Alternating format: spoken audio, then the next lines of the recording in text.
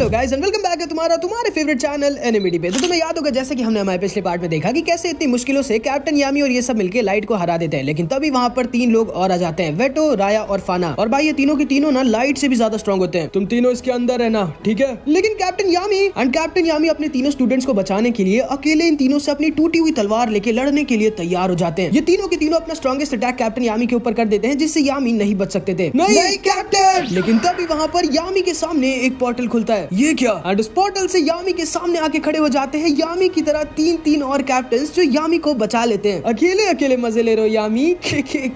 तुम्हें शर्म आनी चाहिए, अपनी हालत देखो यामी। मैंने तो पहले ही कहा था ये कैप्टन बनने के लायक है ही नहीं। चुप हो जाओ तुम तीनों, वरना मैं उन तीनों के साथ मिलकर तुम लोगों से लड़ जाऊंगा। फिर मैं तुम्हें पहले ही काट देता हूँ। मजाक कर रहा था भाई मैं। हट नूबड़ा। कौन है ये तीनों? हैं? तुम्हें ये नहीं पता कि ये लोग कौन है गॉड? तभी तो पूछ रहा हूँ। तुम भी ना, ये तीनों कैप्टन यामी की तरह मैजिक नाइट स्क्वाड्स के कैप्टन है और ये तीनों के तीनों बहुत ज्यादा स्ट्रॉन्ग है। वो है सिल्वर ईगल के कैप्टन और नोएल के भाई नोजेल सिल्वर। वो है Jack the ripper green mantis squad के कैप्टन और कैप्टन यामी के फ्रेंड और एक राइवल। और एक बार इन दोनों ने अपनी फाइट में पूरा का पूरा माउंटेन तबाह कर दिया था। और फिर वो है हमारी किंगडम की सबसे सुंदर ब्लू रोज नाइट स्क्वाड की कैप्टन शार्लेट। काश मैंने डेट पे लेके जा पाता। तीन कैप्टन्स। आओ जल्दी से इन सबको खत्म करके घर चलते हैं। जिसने भी लाइट को छुआ मैं उसे मार डालूंगी। एंड फिर ये सब तैयार हो जाते हैं एक दूसरे से लड़ने के लिए। एंड इधर हम नोएल को देखते हैं जो आस्था के लिए बहुत चिंता कर रही होती है। कहीं यही वो लड़की तो नहीं जिसके बारे में आस्था बात कर रहा था? ये तो मुझसे बहुत ज्यादा सुंदर और स्ट्रॉन्ग है और यहाँ तक कि एक प्रिंसेस भी है। शायद मैं आस्था को कभी अपना नहीं बना सकती। तुम्हें शर्म आनी चाहिए यामी, तुम अभी एक सुअर की तरह दिख रहे हो। अच्छा माफ करना शार्लेट, लेकिन हाँ अगर तुम इतनी रूड रहोगी तो शायद तुम्हारी कभी शादी नहीं होगी। चुप रहो, मैं शादी करना भी नहीं चाहती, मुझे आदमियों से नफरत है। एंड असल में हमारे कैप्टन यामी से सीक्रेटली बहुत प्यार करती है, जैसे नोएल हमारे आस्था भाई से करती है। यार मुझे अच्छे से लड़ना होगा, यामी मुझे ही देख रहा है। आ जाओ तुम तीनों, फाइट शुरू करें। सही कहा, आ जाओ। चुप रहो और वहीं पे रहना लड़के। तुम्हारे जैसा मैजिकलेस लूजर बीच में आके हमारी परेशानियां बढ़ाएगा ही, इसलिए अच्छा होगा कि तुम वहीं दूर चुपचाप खड़े होकर हमारी फाइट देखो। चलो फिर शुरू करते हैं। मैं सुंदर औरत से लड़ना चाहूंगा। आ जाओ फिर। Plant magic, briar trees. And Charlotte राया के ऊपर अपने ब्रायर ट्रीज से अटैक कर देती है। मैं इस चीज का बहुत दिनों से इंतजार कर रहा था। तुमने जो फुगी लियोन के साथ किया उसके लिए मैं तुम्हें छोड़ूंगा नहीं। Mercury magic, mercury arrows. लेकिन फाना लाइट को बचा लेती है। तुम्हारी हिम्मत कैसे हुई लाइट को हर्ट करने की सोचने की? आ जाओ कीड़े, आज मैं तुम्हें मसल डालूंगा। इससे पहले मैं तुम्हें काट डालूंगा।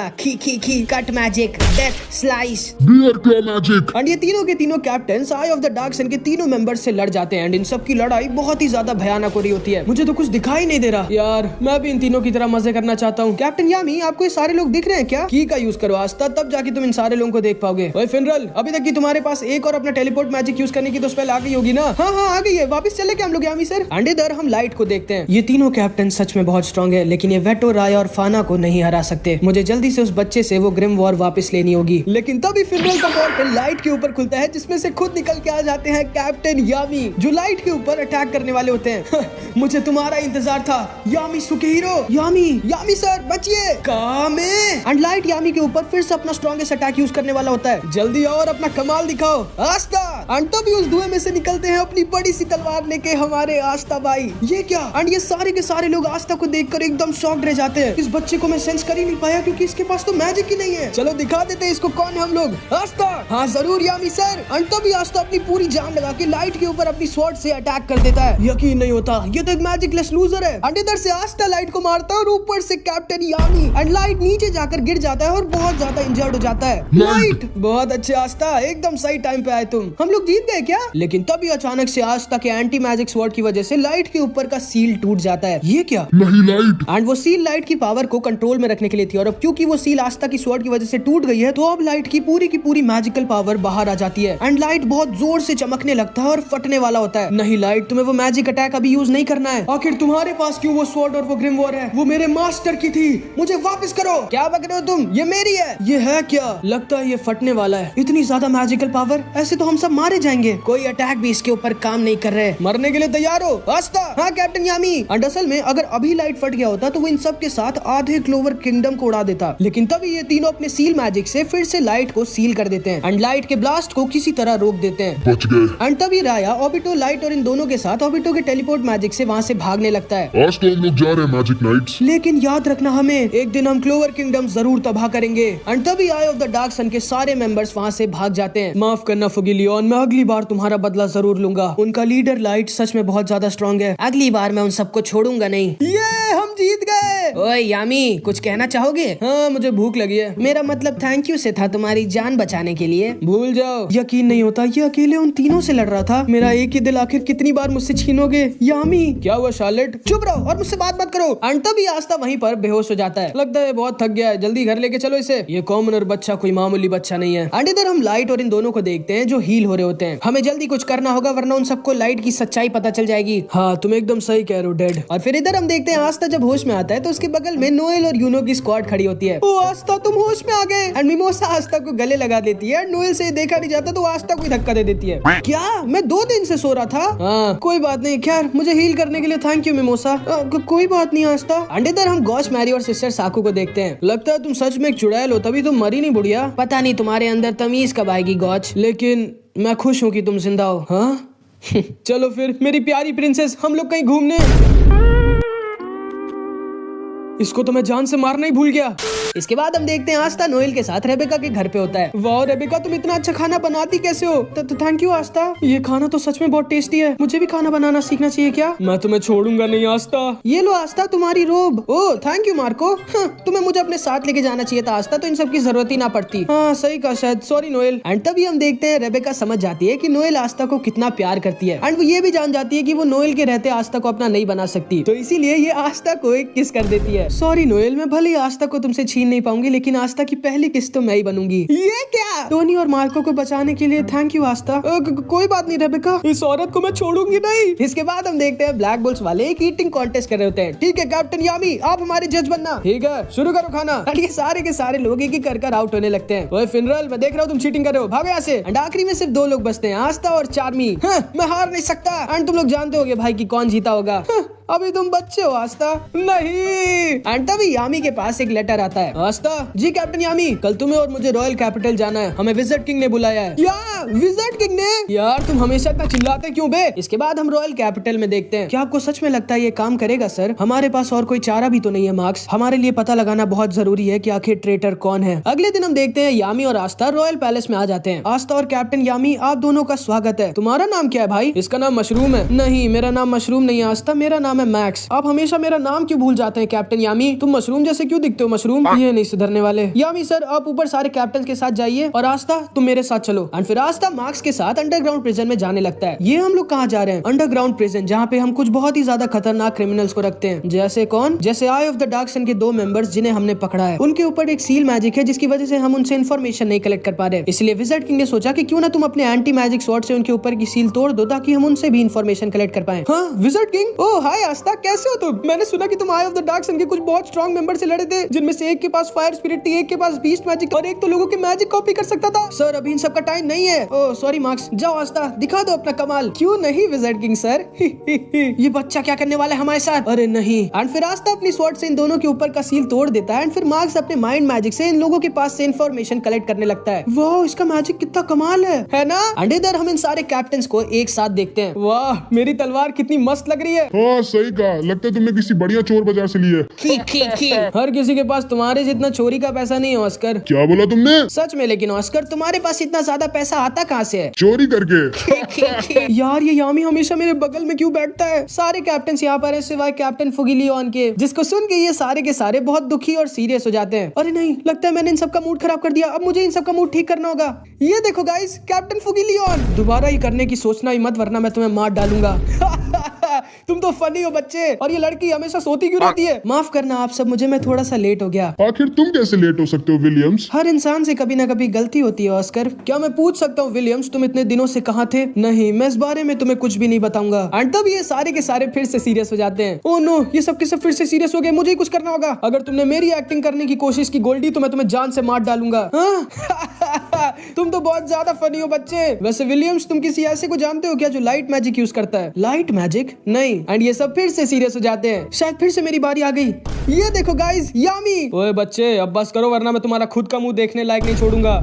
और कहाँ है जूलियस? हमें तब से वेट करा रहा है। सारे के सारे कैप्टन प्लीज अंडरग्राउंड प्रिजन में आ जाइए। एंड फिर ये सारे के सारे कैप्टन अंडरग्राउंड प्रिजन में आ जाते हैं, जहाँ पे आस्था, विज़ार्ड किंग और मैक्स होते हैं। ये दोनों तो आई ऑफ द डार्क सन के मेंबर्स हैं। कुछ इन्फॉर्मेशन निकली क्या इनके पास से? हाँ, आस्था और मार्क्स की मदद से हमने काफी ज्यादा इंफॉर्मेशन कलेक्ट कर लिया और हमें पता चला है कि आई ऑफ द डार्क सन के लीडर का नाम लाइट है, जिसके पास एक 4 लीफ क्लोवर और लाइट मैजिक है। और इनके ग्रुप में 100 से भी ज्यादा लोग हैं जिनका मेन एम हमारे पूरे क्लोवर किंगडम को तबाह करके एक नया स्टेट बनाना है। उनके ग्रुप के 3 सबसे स्ट्रॉन्गेस्ट मेंबर्स हैं, राया, फाना और वेटो। और इतना ही नहीं, हमें ये भी पता चला है कि आप सारे कैप्टन के बीच एक ऐसा ट्रेटर है जिसने आई ऑफ द डार्क सन की मदद की थी। क्या? और जिस कैप्टन ने क्लोवर किंगडम को धोखा दिया था वो कोई और नहीं बल्कि ऑस्कर है। क्या ये झूठ है? मुझे तो पहले से ही पता था। अब समझ आया तुम्हारे पास इतना पैसा कहाँ से आता है ऑस्कर। ये दोनों झूठ बोल रहे। मेरे माइंड मैजिक से कोई भी झूठ नहीं बोल सकता क्योंकि मैं सीधे लोगों के दिमाग से बात करता हूँ। आप पकड़े गए कैप्टन ऑस्कर। आपको पता है आपकी वजह से फुगिलियन सर का क्या हाल हुआ? नहीं, ये नहीं हो सकता। Invisible magic. एंड तभी ऑस्कर अपना इनविजिबल मैजिक यूज करता है और इनविजिबल हो जाता है। अरे नहीं, अब जब तक ये इनविजिबल है हमारा कोई भी अटैक इसको लगेगा नहीं। क्या?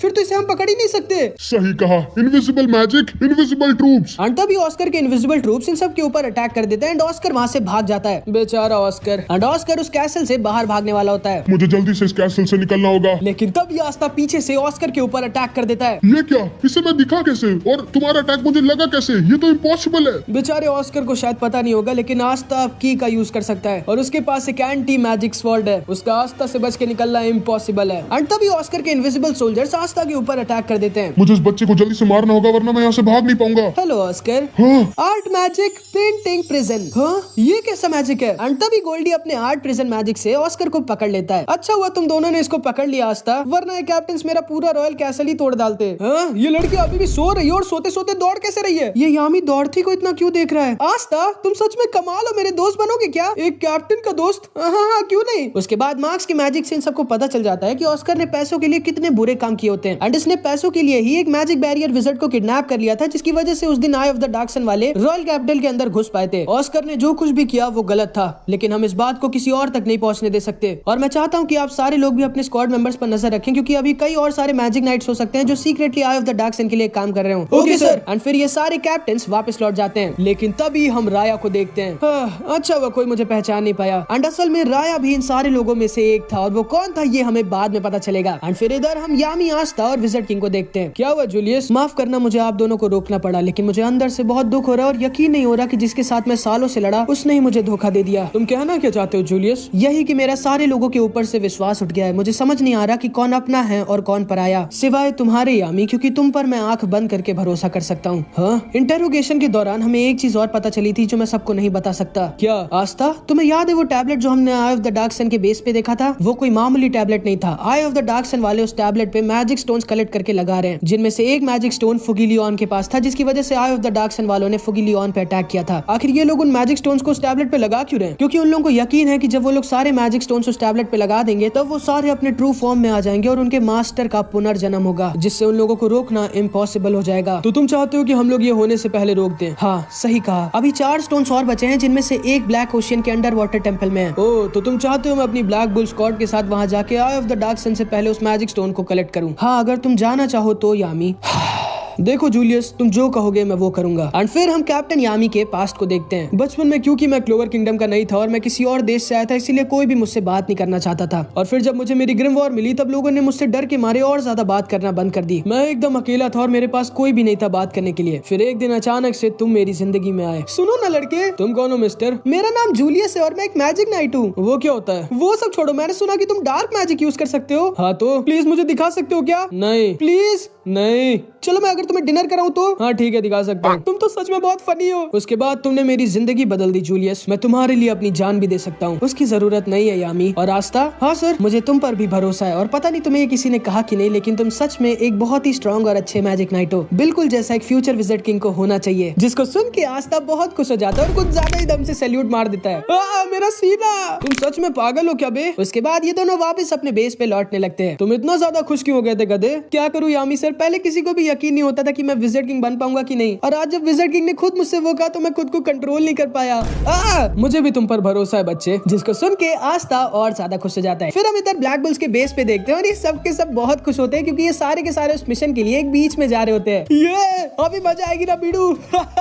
ओ, मैं हमेशा से एक बीच में जाना चाहती थी। बीच? फिर तो मुझे एक स्विम सूट खरीदना पड़ेगा, लेकिन फिर आस्था मुझे स्विम सूट पे देख लेगा। मेरे पास तुम्हारे लिए एक स्विम सूट है नोएल। मैं तो बीच पे जाके शार्क से लड़ाई करूंगा। मैरी को भी साथ ले चले क्या कैप्टन? मैं तो बस बीच का सी फूड खाना चाहती हूँ। बीच बीच बीच बीच। चुप रहो तुम सब, भूलो मत हम लोग वहाँ पे एक मिशन पे जा रहे हैं। ओके मैं आ रहा हूँ अंडर वाटर टेम्पल। एंड इसके बाद हम एक लड़की को देखते हैं जो कौन उसके सब कुछ करना होगा। एंड इसीलिए विज़र्ड किंग अब सिर्फ कैप्टन यामी पे ही ट्रस्ट करते हैं। एंड वो केवल कैप्टन यामी को ही उस टैबलेट के बारे में बताते हैं जिसमें अगर आई ऑफ द डार्क सन वालों ने सारे के सारे मैजिक स्टोन्स लगा दिए तो उन्हें रोकना इम्पॉसिबल हो जाएगा। इसीलिए विज़र्ड किंग कैप्टन यामी और उनकी स्क्वाड को ही ब्लैक ओशियन के अंडर वाटर टेम्पल में जाके वहां से उस मैजिक स्टोन को कलेक्ट करके लाने का मिशन देते हैं, जो की बहुत ही खतरनाक मिशन होता है। लेकिन खतरों से खेलना तो यामी सर को पसंद ही है। एंड ये सारे के सारे ब्लैक बुल्स वाले तैयार हो जाते हैं ब्लैक ओशियन के अंडर वाटर टेम्पल जाके उस मैजिक स्टोन को कलेक्ट करने के लिए। यहाँ हम देखते हैं ये सारे के सारे लोग बहुत खुश होते हैं क्योंकि ये सब पहली बार बीच पे जा रहे होते हैं। इन्हें ये नहीं पता होता कि भाई इनके साथ आगे क्या होने वाला है। तो आज हम देखते हैं यूनो और ये दोनों एक मिशन को पूरा करके वापस अपने बेस पे लौट रहे होते हैं। यूनो कभी तो तुम मेरी बात सुना करो यार, मैं तुम्हारा सीनियर हूँ। अरे कम से कम अभी तो सुन लो। लेकिन तभी इन लोगों को किसी के बहुत जोर चिल्लाने की आवाज आती है। ये लोग नीचे उस आवाज के पास जाते हैं तो इन्हें पता चलता है कि नोएल शर्म के मारे चिल्ला रही होती है। एंड नोएल को देख के क्लॉस वहीं पर बेहोश हो जाता है। अरे तुम लोग तो गोल्डन डॉन के मैजिक नाइट्स हो, चिंता मत करो, यहाँ पर सब ठीक है। वो तो बस ये नोएल थोड़ा सा शर्मा रही थी। वैसे तुम तो आस्था के भाई यूनो हो ना, तुम तो बहुत हैंडसम हो यार, हमारे साथ बीच चलोगे क्या? अरे ये तो मेरा प्रिंस है, काश ये भी हमारे साथ बीच चले। नहीं मैं नहीं चलूंगा। बिल्कुल सही कहा तुमने यूनो, हम गोल्डन डॉन वाले तुम ब्लैक बुल्स वालों की तरह इतना खाली नहीं है, हम लोगों के पास बहुत मिशन होते हैं। एंड फिर ये तीनों वहां से चले जाते हैं। एंड फिर फाइनली नोएल को एक स्विम सूट पसंद आता है। ये वाला अच्छा लग रहा है, पता नहीं आस्था का क्या रिएक्शन होगा मुझे इसमें देख के। एंड अगले दिन हम देखते हैं ये सब तैयार होते हैं बीच पे जाने के लिए। ओए तुम दोनों मेरी क्रेजी साइक्लोन से नीचे उतरो। मैग्मा सेनपाई आप तो जानते हैं ना हम दोनों उड़ नहीं सकते। अब चुपचाप आके बैठो और हमें लेके चलो। ये क्या जबरदस्ती है भाई, मुझे अपना ड्राइवर समझ के रखा है क्या तुम लोग ने? काश वहाँ मुझे ओशियन में एक वेल मिल जाए, मैं उससे लड़ना चाहता हूँ। एक मिनट, कैप्टन यामी कहाँ है? उन्होंने कहा था कि वो थोड़ी देर बाद आएंगे। और चले ब्लैक बुल्स ब्लैक ओशियन के बीच में मजे करने। भूलना मत मैग्मा, हम लोग वहाँ पे एक मिशन पे जा रहे हैं। चुप रहो बे, चलो चले। एंड फिर ये सारे लोग निकल जाते हैं ब्लैक ओशियन बीच की तरफ। आज तो बहुत मजा आने वाली है, वहाँ पे बहुत सुंदर सुंदर लड़कियां होंगी। शायद आज कोई एक लड़की मेरे साथ डेट पे चलने के लिए मान जाए। यार काश मैरी भी हमारे साथ आ पाती। एक मिनट, ग्रे सेनपाई नहीं है क्या? मैं तो यहाँ हूँ। एंड ये भी ब्लैक बुल्स का एक मेंबर होता है ग्रे, जिसके पास ट्रांसफॉर्मेशन मैजिक होता है। एंड ये किसी में भी ट्रांसफॉर्म हो सकता है। अच्छा तब से गॉर्डन सेनपाई बने हुए थे। लेकिन एक मिनट, फिर गॉर्डन सेनपाई कहाँ है? एंड असल में सारे के सारे लोग गॉर्डन को यही भूल के चले गए होते हैं। एंड फिर थोड़ी देर बाद ये सारे लोग पहुंच जाते हैं ब्लैक ओशियन बीच पे। एंड ये लोग आए तो बहुत ही खतरनाक मिशन पे होते हैं, लेकिन ये सारे के सारे यहाँ पे फुल मस्ती करने लगते हैं। वाह ये बीच कितना मस्त है, काश यूनो और मेरे सारे भाई बहन भी इसको देख पाते, और काश सिस्टर लिली भी यहाँ पर मेरे साथ आ पाती। तुम हमेशा मुझे क्यों भूल जाते हो आस्था? ठीक है, जब मैं बड़ा होकर विज़र्ड किंग बन जाऊंगा तो सिस्टर लिली को इसी बीच पे लाके प्रपोज करूंगा। ये गधा किस बात पे इतना खुश हो रहा है? मैं इसके सामने जाऊं या ना जाऊं? एंड असल में नोएल अपने नए स्विम सूट में आस्था के सामने जाने से बहुत शर्मा रही होती है। ओए आस्था मेरा स्विम सूट कैसा लग रहा है? गजब लग रहा है मैग्मा सेनपाई। और तुम लोग इधर तो देखो, मेरा स्विम सूट कैसा लग रहा है। लेकिन आप तो हमेशा ही ऐसे घूमती हो वेनेसा सेनपाई। और मैग्मा एक रेस करते हैं। एंड तभी लक मैग्मा की लुंगी पे आग लगा देता है। साले लक, ये क्या किया तूने? एंड फिर नोएल फिर से किसी तरह हिम्मत बांध के आस्था के पास आती है। एंड इधर गॉज हमेशा की तरह अपनी छोटी बहन मैरी से बात कर रहा होता है। वाह भैया ये ओशियन कितना सुंदर है। लेकिन तुमसे ज्यादा सुंदर नहीं है मैरी। आस्था कहाँ पे है भैया? वो तो मर गया। क्या? एंड गॉज गुस्से में आस्था के ऊपर अटैक कर देता है। एंड इससे पहले कि नोएल आस्था से बात करती है, उसको गॉज का अटैक लग जाता है। फिर जब एक और बार नोएल आस्था के पास जाती है, तब चार्मी आस्था को तरबूज समझ के बजा देती है। उसके बाद जब जाती है तो आस्था डूब रहा होता है। जब तैरना नहीं आता तो पानी में क्यों गए थे गधे? एंड ये बेचारी पूरे टाइम अपना स्विम सूट दिखाई नहीं पाती आस्था को। एंड इधर फिनरल तो भाई तुम लोग जानते हो क्या कर रहा होगा। एंड इधर हम सेकी को भी देखते हैं जो ब्लैक ओशियन आ गया होता है ऐसे ही घूमने और मजे करने के लिए। चलो अच्छा है, आज मैं यहाँ बहुत मजे करूंगा और आज मुझे कोई भी परेशान नहीं करेगा, ना तो कैप्टन जैक, ना कोई मिशन, और ना ही वो ब्लैक बुल्स वाले। ये मेरा पीछा क्यों नहीं छोड़ते? पता नहीं क्यों, लेकिन मुझे लग रहा है हम लोग कुछ भूल रहे हैं यार। हाँ मुझे भी लग रहा है। बिल्कुल सही कहा गधे, जो तुम लोग यहाँ करने आए थे वही भूल गए। मुझे पता था कि तुम सब के सब गधे हो, लेकिन इतने बड़े गधे हो ये नहीं पता था। इस मिशन के बाद मैं तुम सबको जान से मार डालूंगा। अब ध्यान से सुनो तुम सब, मैंने कुछ रिसर्च की और मुझे पता चला है कि हम लोग इतनी आसानी से अंडर वाटर टेम्पल नहीं पहुंच सकते। उस टेम्पल के आसपास बहुत ही ज्यादा स्ट्रॉन्ग मैजिकल फील्ड्स है जिन्हें पास करना इम्पॉसिबल है। लेकिन कल पूर्णिमा की रात को वो मैजिकल फील्ड्स बहुत वीक हो जाएंगी, तभी हम वहां पर जाएंगे। नोएल तुम्हारी जिम्मेदारी होगी हमें वहां तक अपने मैजिक से लेके जाने की। लेकिन कैप्टन यामी मैं ऐसा नहीं कर पाऊंगी, और अगर मैंने कोई भी गलती की तो हम सब मारे जाएंगे। इसीलिए तुम्हें कोई भी गलती नहीं करनी है नोएल, अभी टाइम है। अपने आप को हरा के अपनी लिमिट्स को सरपास करो। फिर हम देखते हैं नोएल बहुत ज्यादा ट्रेनिंग करने लगती है, लेकिन ये बेचारी अपने मैजिक को कंट्रोल ही नहीं कर पा रही होती। यार मैं क्या करूं, मुझसे तो ये हो ही नहीं रहा है। नोएल तुम्हें कुछ मदद चाहिए क्या? तुम मेरी क्या ही मदद करोगे गधे, लेकिन हाँ अगर कुछ करना चाहो तो। लेकिन तभी आस्था और नोएल को किसी के गाने की आवाज आती है। ये दोनों उस आवाज का पीछा करते हैं तो एक लड़की के पास आ जाते हैं जो बहुत ही अच्छा गाना गा रही होती है। ये कोई जलपरी है क्या? एंड तभी ये लड़की आस्था और नोएल को देख लेती है। तुम लोगों ने मुझे सुन लिया, मुझे बहुत शर्म आ रही है। हाय मेरा नाम कहो होना है। तुम दोनों का नाम क्या है? मेरा नाम नोएल है और ये गधा है। ओह हाय नोएल और गधा। अरे ये मजाक करिए, मेरा नाम आस्था है। तुम इतनी रात में यहाँ पे क्या करी हो कहो ना? ओह वो तो मैं बस ट्रेनिंग कर रही थी। असल में मैं एक बहुत ही फेमस आइडल बनना चाहती हूँ और फिर मैं पूरे वर्ल्ड में घूमूंगी और ट्रैवल करूंगी और हर जगह गाना गाऊंगी। ये लड़की थोड़ी सी अजीब है। एक मिनट, तुम्हें कितनी चोट लगी है आस्था? रुको। एंड तभी कहो ना गाना गाने लगती है एंड अपनी म्यूजिक हीलिंग मैजिक से आस्था को फिर से पूरा हील कर देती है। वाह तुम्हारा मैजिक तो कमाल है कहो ना। तुम्हारा मैजिक कंट्रोल इतना अच्छा कैसे कहो ना? मैं भी इसी चीज की ट्रेनिंग कर रही हूँ। ओह देखो मैं तुम्हें बताती हूँ। अपने मैजिक को कंट्रोल करने के लिए तुम्हें अपने दिल को शांत करना होगा। और वो मैं कैसे कर सकती हूँ? तुम्हारे साथ हुए सारे अच्छे पलों को याद करके, जैसे तुम्हारी फैमिली के साथ बिताया वक्त। लेकिन हम तो जानते हैं कि नोएल का पास्ट कितना दुख से भरा हुआ होता है एंड उसकी फैमिली के साथ एक भी अच्छा पल नहीं होता। थैंक यू कहो ना, लेकिन ये टिप मेरे किसी काम की नहीं है। एंड नोएल फिर से अपने मैजिक कंट्रोल की ट्रेनिंग करने लगती है। नोएल इधर बहुत मेहनत से ट्रेनिंग कर रही होती है एंड ये लोग यहाँ पे फुल मस्ती कर रहे होते हैं। लक आज तुम नहीं बचोगे, मुझे शांति से हगने दो वरना मैं तुम सबको जान से मार डालूंगा। नोएल बिना सोए पूरे दिन रात ट्रेनिंग करती रहती है, लेकिन वो अभी तक अपने मैजिक को कंट्रोल नहीं कर पा रही होती और अब सिर्फ कुछ ही घंटे बचे हुए होते हैं। नोएल हार मत मानो, एक काम करो, अपनी फुल स्ट्रेंथ यूज करो। लेकिन अगर उस बार की तरह मेरा मैजिक फिर से आउट ऑफ कंट्रोल हो गया तो? चिंता मत करो नोएल, मैं तुम्हें कुछ भी नहीं होने दूंगा। जिसको सुन के नोएल तैयार हो जाती है, अपनी फुल स्ट्रेंथ यूज कर देती है एंड उसका पूरा मैजिक बाहर आ जाता है। बाप रे कितनी ज्यादा मैजिकल पावर है इसके पास। तुम ये कर सकती हो नोएल। मैं ये नहीं कर सकती, मैं अपने मैजिक को कंट्रोल नहीं कर पा रही। कहोना ने कहा था कि मुझे अपने दिल को शांत करना होगा, लेकिन मेरे पास कोई अच्छी मेमोरी है ही नहीं मेरी फैमिली के साथ। मैं ये नहीं कर सकती। लेकिन तभी नोएल को इन सब की आवाज आती है एंड ये सब के सब नोएल को चीयर कर रहे होते हैं। तुम ये कर सकती हो नोएल, जल्दी से अपना मैजिक कंट्रोल करो, फिर हम लोग साथ में फाइट करते हैं। नोएल नहीं, पहले हम लोग ये टेस्टी खाना खाएंगे। एंड ये सारे के सारे लोग नोएल को चीयर कर रहे होते हैं। हार मत मानना नोएल, मैं तुम्हारे साथ हूँ, हम सब तुम्हारे साथ हैं। एंड नोएल समझ जाती है कि भले ही उसको कभी उसकी असली फैमिली से उतना प्यार नहीं मिला, लेकिन उसके पास एक और फैमिली है जो नोएल को बहुत प्यार करती है। एंड ब्लैक बुल्स के साथ बिताए वो सारी अच्छी मेमोरीज को याद करके नोएल अपने दिल को किसी तरह शांत कर लेती है एंड अपने मैजिक को कंट्रोल कर ले जाती है, जिसकी वजह से नोएल का एक नया मैजिकल स्पेल अनलॉक हो जाता है, वाटर बबल मैजिक, जिसकी मदद से अब ये सारे लोग अंडर वाटर टेंपल तक जा पाएंगे। लेकिन तभी इतना ज्यादा मैजिक पावर यूज करने की वजह से नोएल बेहोश हो जाती है और नीचे गिरने वाली होती है। लेकिन हमारे आस्था भाई थोड़ी उसकी नोएल को गिरने देंगे। बहुत अच्छे नोएल। एंड नोएल कुछ ज्यादा ही शर्मा जाती है एंड आस्था को एक जोर का तमाचा मार देती है। ठीक है अब मैं चलती हूँ नोएल, हम लोग जल्दी मिलेंगे। एंड तभी कहो ना वापस से उस ओशियन में कूद जाती है एंड ये सारे के सारे लोग बहुत खुश हो जाते हैं। बहुत अच्छे नोएल, तुमने अपनी लिमिट्स को सरपास कर दिया, अब आगे देखते हैं क्या होता है। इसके बाद हम देखते हैं ये सारे लोग तैयार हो जाते हैं अंडर वाटर टेंपल पे जाने के लिए। ठीक है ध्यान से सुनो तुम सारे गधों, हम लोग एक बहुत ही खतरनाक मिशन पे जाने वाले हैं, तैयार हो ना तुम सब? खतरनाक मिशन? अभी मजा आएगी ना। क्या हुआ नोएल, तुम इतनी डरी हुई क्यों? चिंता मत करो बच्ची, बिल्कुल भी टेंशन मत लो, लेकिन हाँ अगर कुछ गड़बड़ हुई तो मैं तुम्हें मार डालूंगा। कैप्टन यामी आप उसको और टेंशन दे रहे हैं। एंड फिर नोएल अपने नए वाटर बबल मैजिक का यूज करती है एंड ये सारे लोग इसके वाटर बबल के अंदर आ जाते हैं। एंड ग्रे इतना बड़ा होता है कि ये सबको दबा देता है। अरे ग्रे जल्दी किसी छोटी चीज में ट्रांसफॉर्म हो। एंड ग्रे चार्मी में ट्रांसफॉर्म हो जाता है एंड फिर ये सब के सब नोएल के वाटर बबल से ओशियन के अंदर घुस जाते हैं, जाने लगते हैं अंडर वाटर टेंपल की तरफ। वाओ कितनी टेस्टी मछलियां हैं। तुम्हें सारी मछलियां दिख रही है ना मैरी? ये क्या मैरी कहाँ गई? यहाँ की मैजिकल फील्ड्स कितनी स्ट्रॉन्ग है। हाँ सही कहा, मैं अपना टेलीपोर्ट मैजिक तक यूज नहीं कर पा रहा। एंड ये सारे के सारे लोग किसी तरह इन स्ट्रॉन्ग अंडर वाटर टोर्नाडो से गुजर रहे होते हैं। मैं बाहर जा सकता हूँ क्या? पागल हो क्या? नोएल नोएल नोएल, अरे मुझे ध्यान तो लगाने दो। एंड ये लोग किसी तरह नोएल की मदद से उन स्ट्रॉन्ग मैजिकल फील्ड्स को पार कर देते हैं एंड पहुंच जाते हैं अंडर वाटर सिटी। वाओ कितना सुंदर है, मुझे मछली खानी है। ओह नो, वो तो एक बहुत ही स्ट्रॉन्ग मैजिकल बैरियर है, उसके आर पार कैसे जाएंगे हम? तैयार हो ना आस्था, तुम्हारी बारी है। सॉरी यामी सर, शायद आपको पता नहीं है लेकिन मुझे तैरना नहीं आता। किसने कहा कि तुम्हें तैरना है गधे? हैं? अरे नहीं। एंड यामी सर आस्था को उस बैरियर की तरफ फेंक देते हैं। आस्था अपनी स्वॉर्ड से उस बैरियर को कैंसिल कर देता है और अंडर वाटर सिटी के अंदर घुस जाता है एंड उसके साथ ये सारे लोग भी अंदर आ जाते हैं। अरे मैं अचानक से इतना लंबा कैसे हो गया? क्योंकि आप मेरे ऊपर खड़े गॉड सेनपाई। ओए चार्मी हमें सिटी के बीचों बीच लेके चलो। Okay captain Yami. एंड तभी नेरो भी उड़कर कहीं पे चली जाती है एंड चार्मी अपने मैजिक से इन सबको अंडर वाटर सिटी के बीचों बीच लेके आ जाती है। आओ ना कोई तो हम पर अटैक करो। एंड तभी इन सबको अंडर वाटर सिटी के सारे लोग घेर लेते हैं। वाओ तुम सब बाहर की दुनिया से आए हो, आप लोग मैजिक नाइट हो क्या? ये सारे के सारे लोग तो बहुत अच्छे हैं, कोई तो अटैक करो हम पे।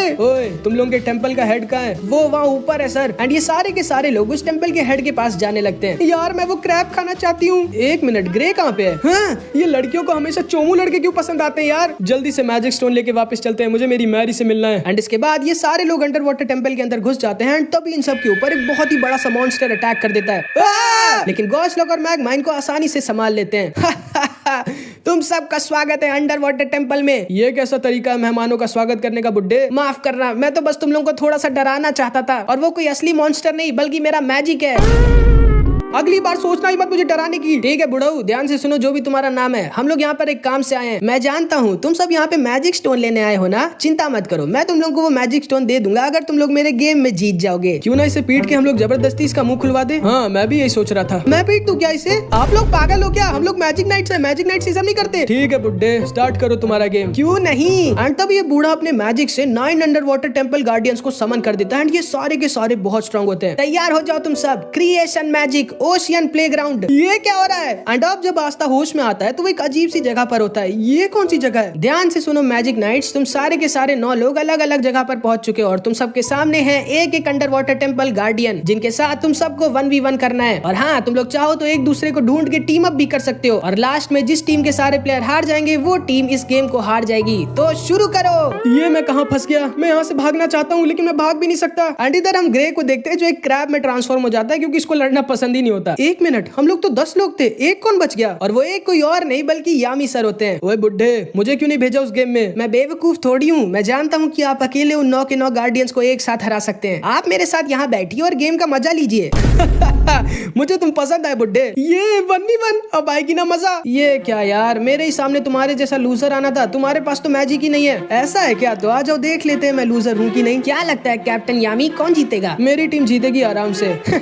आपको बहुत बड़ी गलतफहमी है कैप्टन यामी। मेरे गार्डियंस के सामने आपका एक भी स्टूडेंट टिक नहीं सकता। हाँ वो तो वक्त ही बताएगा। एंड फिर इन सबकी फाइट स्टार्ट होती है and Asta, Magna, Luck, Gauche, Vanessa fight start होते ही खत्म कर देते हैं। ये क्या? ये तो इम्पॉसिबल है। आपके सारे के सारे स्टूडेंट्स तो सीनियर मैजिक नाइट तक नहीं है, फिर ये सब इतने स्ट्रॉन्ग कैसे हैं? हाँ भले इन सब की रैंक बहुत कम है लेकिन ये सब के सब हिले हुए हैं और गजब के स्ट्रॉन्ग है। एंड इधर फिनरल भी अपने अपोनेंट को किसी तरह हरा देता है और चार्मी इधर मस्त अपना खाना खा रही होती है। उसको लड़ाई वड़ाई से कुछ मतलब ही नहीं। लेकिन तभी चार्मी के सामने उसकी अपोनेंट आ जाती है। तुम तो बहुत क्यूट हो लेकिन फिर भी मुझे तुम्हें हराना होगा, सॉरी। ओ अच्छा, आ जाओ फिर देख लेते हैं कौन हारता है और कौन जीतता है। वैसे भी मुझे अपने खाने को ज्यादा वेट कराना पसंद नहीं। एंड तभी ये गार्डियन अपने स्लीप म्यूजिक मैजिक से चार्मी को वहीं पर सुला देती है। ये कैसा मैजिक है? एंड तभी हम देखते हैं आस्था के सामने भी अचानक से एक बहुत स्ट्रॉन्ग अपोनेंट आ गया होता है जो डांस मैजिक का यूज कर रहा होता है, जिसकी वजह से आस्था को थोड़ी दिक्कत हो रही होती है। उसके बाद ये गार्डियन जिसने चार्मी को सुला दिया था वो नोएल के पास आ जाती है। तो तुम अंडर वाटर टेम्पल आ ही गई नोएल। हाँ, तुम्हें मेरा नाम कैसे पता है? क्योंकि असल में ये गार्डियन कोई और नहीं बल्कि कहोना होती है। तो तुम एक गार्डियन हो कहोना? सॉरी नोएल, तुम मेरी दोस्त हो लेकिन फिर भी मुझे तुम्हें हराना होगा क्योंकि अगर आज हमारी टीम जीत गई तो फिर दादाजी मुझे और मेरे बड़े भाई को बाहर की दुनिया में जाने देंगे ताकि हम लोग आइडल बनने का सपना पूरा कर पाए। एंड कहोना का भाई ये होता है जो यहाँ आस्था से लड़ रहा होता है और ये बुढ़ा कहोना का दादाजी होता है। मानना पड़ेगा कैप्टन यामी, आपके स्टूडेंट्स बहुत स्ट्रॉन्ग हैं लेकिन वो सब मिल के भी मेरे बेटे को नहीं हरा सकते। एंड कहोना और इस लड़के ब्लू के पापा भी एक गार्डियन होते हैं जो भी लक और मैग्मा से एक साथ लड़ रहे होते हैं। एंड ये सच में काफी स्ट्रॉन्ग होते हैं। तुम तो सच में बहुत स्ट्रॉन्ग हो, मुझे बहुत मजा आ रही है। मजा तो मुझे भी आ रही है। लक और ये है भी बहुत स्ट्रॉन्ग लेकिन ये हम लोगों को नहीं हरा सकता। आ जाओ फिर तुम दोनों एक साथ। और अगर मैं सच बताऊं तो मजा मुझे भी बहुत आ रही है। लेकिन तभी अचानक से वो पूरा का पूरा अंडर वाटर सी टेम्पल हिलने लगता है मानो भूकंप आ गया हो। लेकिन ये कोई भूकंप नहीं बल्कि वेटो होता है जो उतने स्ट्रॉन्ग वाटर बैरियर को तोड़कर कुछ और आई ऑफ द डार्क सन के मेंबर्स के साथ अंडर वाटर टेम्पल के अंदर घुस गया होता है। आओ अब शुरू करते हैं असली गेम। तुम इंसान तो नहीं हो सकते क्योंकि अंडर वाटर सी टेम्पल के बैरियर को कोई इंसान नहीं तोड़ सकता। सही कहा, मैं एक जानवर हूँ जो आज तुम सबको मौत की नींद सुला देगा। एंड तभी लक भी वेटो को देखता है और सोचता है ये आदमी कोई नॉर्मल विलन नहीं हो सकता, इसके पास कैप्टन यामी से भी ज्यादा मैजिकल पावर है। तुमने जो किया है उसकी सजा तुम्हें जरूर मिलेगी। तो आओ ना, दो मुझे सजा अगर तुम दे सकते हो तो। एंड तभी कहोना के पापा अपना स्ट्रॉन्गेस्ट अटैक वेटो के ऊपर यूज करते हैं लेकिन वेटो हिलता तक नहीं। अब मेरी बारी। एंड वेटो अपने सिर्फ एक अटैक से इस आदमी को सुला देता है। ये नहीं हो सकता, इसने मेरे बेटे को एक अटैक में हरा दिया। माफ करना बुढ़ाऊ लेकिन तुम्हारा गेम यही खत्म होता है। अब मेरी बारी है खेलने की। लेकिन तभी कैप्टन यामी देखते हैं कि आई ऑफ द डार्क सन के एक मेंबर ने चुपके से यामी सर को अपने डायमेंशन ट्रैप मैजिक में पकड़ लिया होता है।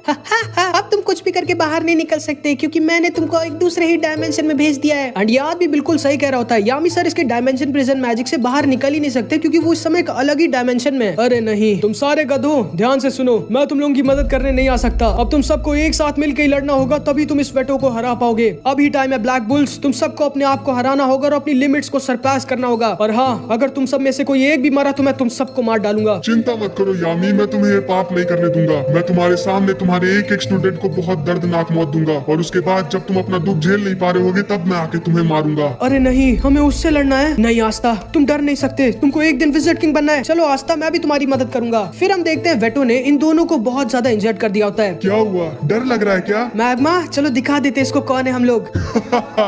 आ जाओ। आओ ना, किस चीज का इंतजार कर रहे हो, इधर आओ। क्यों नहीं? एंड वेटो लक के ऊपर अटैक कर देता है लेकिन लक वेटो को डॉज कर वेटो के ऊपर एक लाइटनिंग पंच अटैक यूज कर देता है, लेकिन वेटो की बॉडी इतनी ज्यादा स्ट्रॉन्ग होती है कि उसको एक छोटी सी खरोच तक नहीं आई होती। उसके बाद लक अपनी फुल स्पीड दिखाता है जिसमें उसको कोई देख भी नहीं सकता, लेकिन वेटो तो भाई यामी और आस्था की तरह की का यूज कर सकता था, इसीलिए लक की स्पीड वेटो के ऊपर किसी काम की नहीं होती एंड वेटो लक के पीछे भागने लगता है। मैग्मा भी लक के साथ वेटो पे अटैक करने लगता है, लेकिन वेटो बहुत ज्यादा स्ट्रॉन्ग होता है एंड इन दोनों के अटैक्स वेटो को एक खरोच तक नहीं दे पा रहे होते। आस्था तुम्हें कैसे पता है कि वेटो उधर ही है? मैं वेटो की महसूस कर सकता हूँ ब्लू, और उनके साथ मैग्मा और लक सेनपाई की भी। हमें जल्दी चलना होगा ना, वरना तुम्हारे टीममेट्स मारे जाएंगे। चिंता मत करो ब्लू, वो दोनों मेरे भी सीनियर्स हैं, वेटो इतनी आसानी से उन लोगों को नहीं हरा सकता। एंड आस्था ने बिल्कुल सही कहा होता है, क्योंकि ये दोनों बहुत इंजर्ड हो गए होते लेकिन फिर भी हार नहीं मान रहे होते। एंड फिर हम लक और मैग्मा के पास्ट को देखते हैं कि कैसे ये लोग साथ में हमेशा आपस में लड़ते रहते हैं, लेकिन ये दोनों जानते हैं कि ये दोनों भले एक दूसरे से कितना भी लड़े, लेकिन ये दोनों एक दूसरे के बेस्ट फ्रेंड है। चलो लक, दिखा देते इसको हमारी पावर। हाँ चलो मैग्मा। एंड फिर मैग्मा और लक अपनी पूरी मैजिकल पावर को साथ में कंबाइन करके एक ऐसा स्ट्रॉन्ग अटैक बना देते हैं जो पूरे अंडर वाटर टेम्पल का हर एक इंसान सेंस कर सकता था, जो कि बहुत ही ज्यादा स्ट्रॉन्ग अटैक होता है। लेकिन इस बार भी वेटो इनके अटैक से हिलता तक नहीं एंड ये दोनों वहाँ पर बेहोश हो जाते हैं। क्या हुआ, डर लग रहा है क्या? आखिर क्या करूं मैं, ऐसे तो ये सारे मारे जाएंगे। आखिर कौन है ये आदमी जो इतने स्ट्रॉन्ग अटैक से हिला तक नहीं, जो पूरा अंडर वाटर टेम्पल तबाह कर सकता था? अब मरो। एंड वेटो इन दोनों को खत्म करने वाला होता है, लेकिन तभी वहाँ पर आस्था आ जाता है।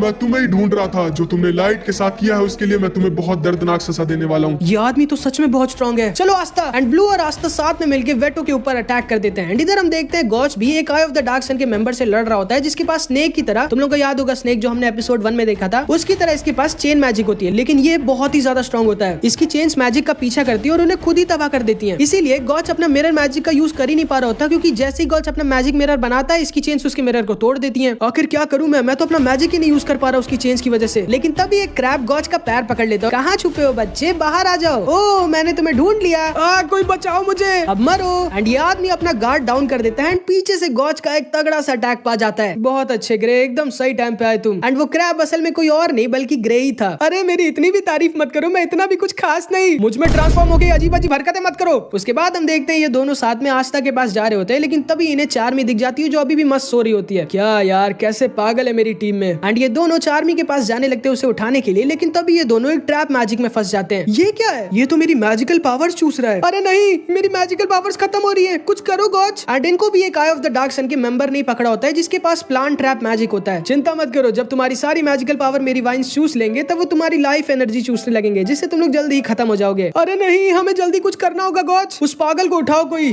चार्मी उठो, चार्मी। वो ऐसे नहीं उठने वाली। हाँ मेरे पास एक आइडिया है। ग्रे, उस रॉक को अपने मैजिक से एक लेग पीस में ट्रांसफॉर्म कर दो। ओके। एंड ग्रे अपने मैजिक से इनके सामने वाले रॉक को एक लेग पीस में ट्रांसफॉर्म कर देता है। ओए चार्मी, देखो ये तुम्हारा लेग पीस चुरा रहा है। क्या? लेकिन मैं तो वेजिटेरियन हूँ भाई। तुम्हारी हिम्मत भी कैसे हुई मेरे खाने को चुराने के बारे में सोचने की? एंड चार्मी अपने हंग्री शीप मैजिक का यूज करती है एंड भाई इस बेचारे की बैंड बजा देती है एंड ये दोनों किसी तरह बच जाते हैं। मेरा चिकन, एक मिनट, ये चिकन पत्थर जैसा क्यों है? ये लड़की भले ही पागल है लेकिन ये है काफी स्ट्रॉन्ग। अरे नहीं, मेरा सारा मैजिक खत्म हो रहा है, अब तो मैं अपने ओरिजिनल फॉर्म में आ जाऊंगा। एंड इस आदमी के वाइन्स की वजह से ग्रे का सारा मैजिक खत्म हो गया होता है एंड वो अपने ओरिजिनल फॉर्म में आने लगता है। ओह, मैंने आज तक ग्रे का ओरिजिनल फॉर्म नहीं देखा। एंड ग्रे असल में एक बहुत ही क्यूट सी लड़की होती है जो बहुत ही ज्यादा शर्मीली होती है। प्लीज मुझे मत देखो, ये मेरी मैरी से ज्यादा क्यूट नहीं है। यार तुम तो बहुत क्यूट हो ग्रे, मुझे शर्म आ रही है। एंड इधर हम वेनेसा को भी देखते हैं जो आराम से एक आई ऑफ द डार्क सन के मेंबर को हरा देती है। भले ये पियक्कड़ होती है लेकिन ये बहुत स्ट्रॉन्ग होती है भाई। एंड अब सिर्फ एक मेंबर बचा होता है जिसने कैप्टन यामी को यहाँ पर अपने डायमेंशन ट्रैप मैजिक से पकड़ा होता है। एंड इधर हम देखते हैं ब्लू बहुत ज्यादा इंजर्ड हो गया होता है और गिरा हुआ होता है और आस्था को वेटो ने पकड़ा होता है। क्यों बच्चे, लग रहा है ना तुम्हें डर? एंड आस्था वेटो को काट लेता है, जिसपे वेटो गुस्सा हो जाता है और आस्था का एक हाथ मसल कर तोड़ देता है। एंड आस्था दर्द के मारे जोर से चिल्लाता है। क्या हुआ, दर्द हो रहा है ना, डर लग रहा है ना? चिंता मत करो, अभी तो तुम्हारा एक हाथ और 2 पैर बचे। लेकिन तभी कहोना आस्था को अपने म्यूजिक मैजिक से बचा लेती है एंड नोएल और कहोना भी इधर वेटो से लड़ने आ गई होती है। एंड आस्था बहुत ज्यादा इंजर्ड हो गया होता है और वहीं पर बेहोश हो जाता है। एंड तभी कहोना जोर से चिल्लाती है, उठिए भैया।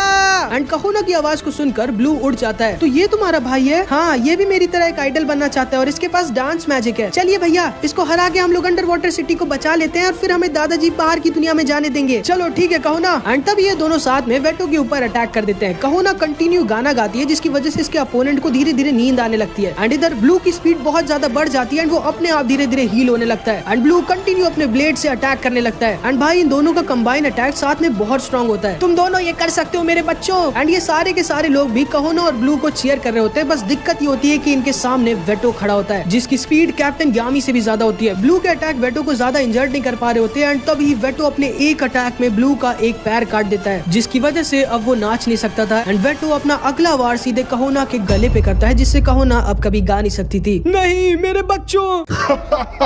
तुम दोनों का सपना मैंने यही खत्म कर दिया और तुम लोग मेरा कुछ कर भी नहीं सकते क्योंकि तुम सब वीक हो। छोड़ दो उसे। एंड नोएल वेटो की तरफ अटैक करने वाली होती है। आखिर मैं क्या करूं, मेरा निशाना अच्छा नहीं है, कहीं मैं कहोना कोई ना मार दूं। अपने दोस्त के लिए बुरा लग रहा है तुम्हें? चिंता मत करो, इसके बाद मैं तुम्हें भी मार डालूंगा। जिसको सुन के नोएल बहुत डर जाती है। क्या हुआ, डर लग रहा है ना? आखिर मैं क्या करूं, मैं कुछ नहीं कर सकती। जब लक, मैग्मा और आस्था इसको नहीं हरा पाए तो मैं कैसे हरा सकती हूँ? मैं तो उन सबसे वीक हूँ। एंड नोएल की आंखों में आंसू आ जाता है क्योंकि वो अपने दोस्त को बचा नहीं पा रही होती। लेकिन तभी उसे एक आवाज आती है एंड कहोना नोएल से अपने मैजिक से बात करी होती है। कोई बात नहीं नोएल, मुझे मरने दो, मेरे सपने के बिना मैं जीना भी नहीं चाहती। मुझे माफ करना नोएल, मैंने तुम्हें धोखा दिया था, लेकिन वो सब मैंने अपने सपने के लिए किया था। प्लीज यहाँ से भाग जाओ नोएल। और हाँ, एक चीज और, तुम मेरी पहली और सबसे स्ट्रॉन्ग दोस्त हो। जिसको सुनते ही नोएल को वो बात याद आ जाती है जो कैप्टन फुगिलियोन ने नोएल से कही थी। याद रखना नोएल, वीक होने में कोई बुराई नहीं है, वीक रहने में बुराई है। एंड तभी हम देखते हैं वो पूरा का पूरा टेम्पल हिलने लग जाता है। नोएल की ट्रू पावर अनलॉक हो जाती है एंड नोएल की ग्रिम वॉर में एक और नई स्पेल आ जाती है जिसके लिए नोएल को निशाना लगाने की जरूरत ही नहीं। उसे जरूरत है सिर्फ एक निशाने की जिसको नोएल का अटैक खुद ही डिस्ट्रॉय कर देगा। ये क्या, इतनी स्ट्रॉन्ग मैजिकल पावर? बहुत अच्छे नोएल, दिखा दो इसको अपनी असली magical power.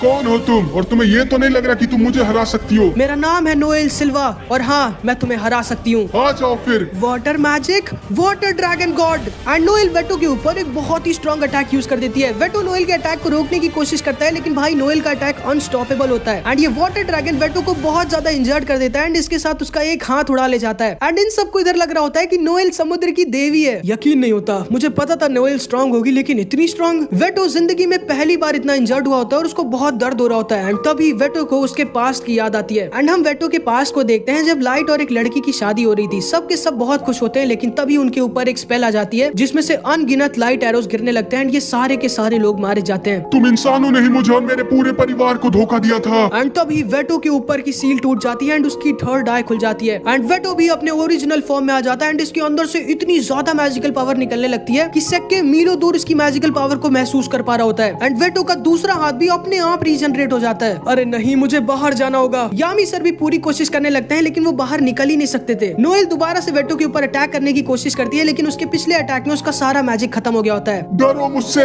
Beast magic, dragon rage. And Vetto Noel के ऊपर एक बहुत ही स्ट्रॉन्ग अटैक यूज कर देता है लेकिन नोएल को एक खरोच तक नहीं आती क्योंकि उसके सामने खड़े होते हैं हमारे आस्था भाई। बहुत खूब बच्चे, आखिर तुम खड़े कैसे हो गए आस्था? कहोना ने मुझे अपने मैजिक से थोड़ा बहुत हील कर दिया है नोएल। और हाँ, तुम तो बहुत स्ट्रॉन्ग हो गई हो नोएल, लेकिन अब मेरी बारी है। डरो मुझसे।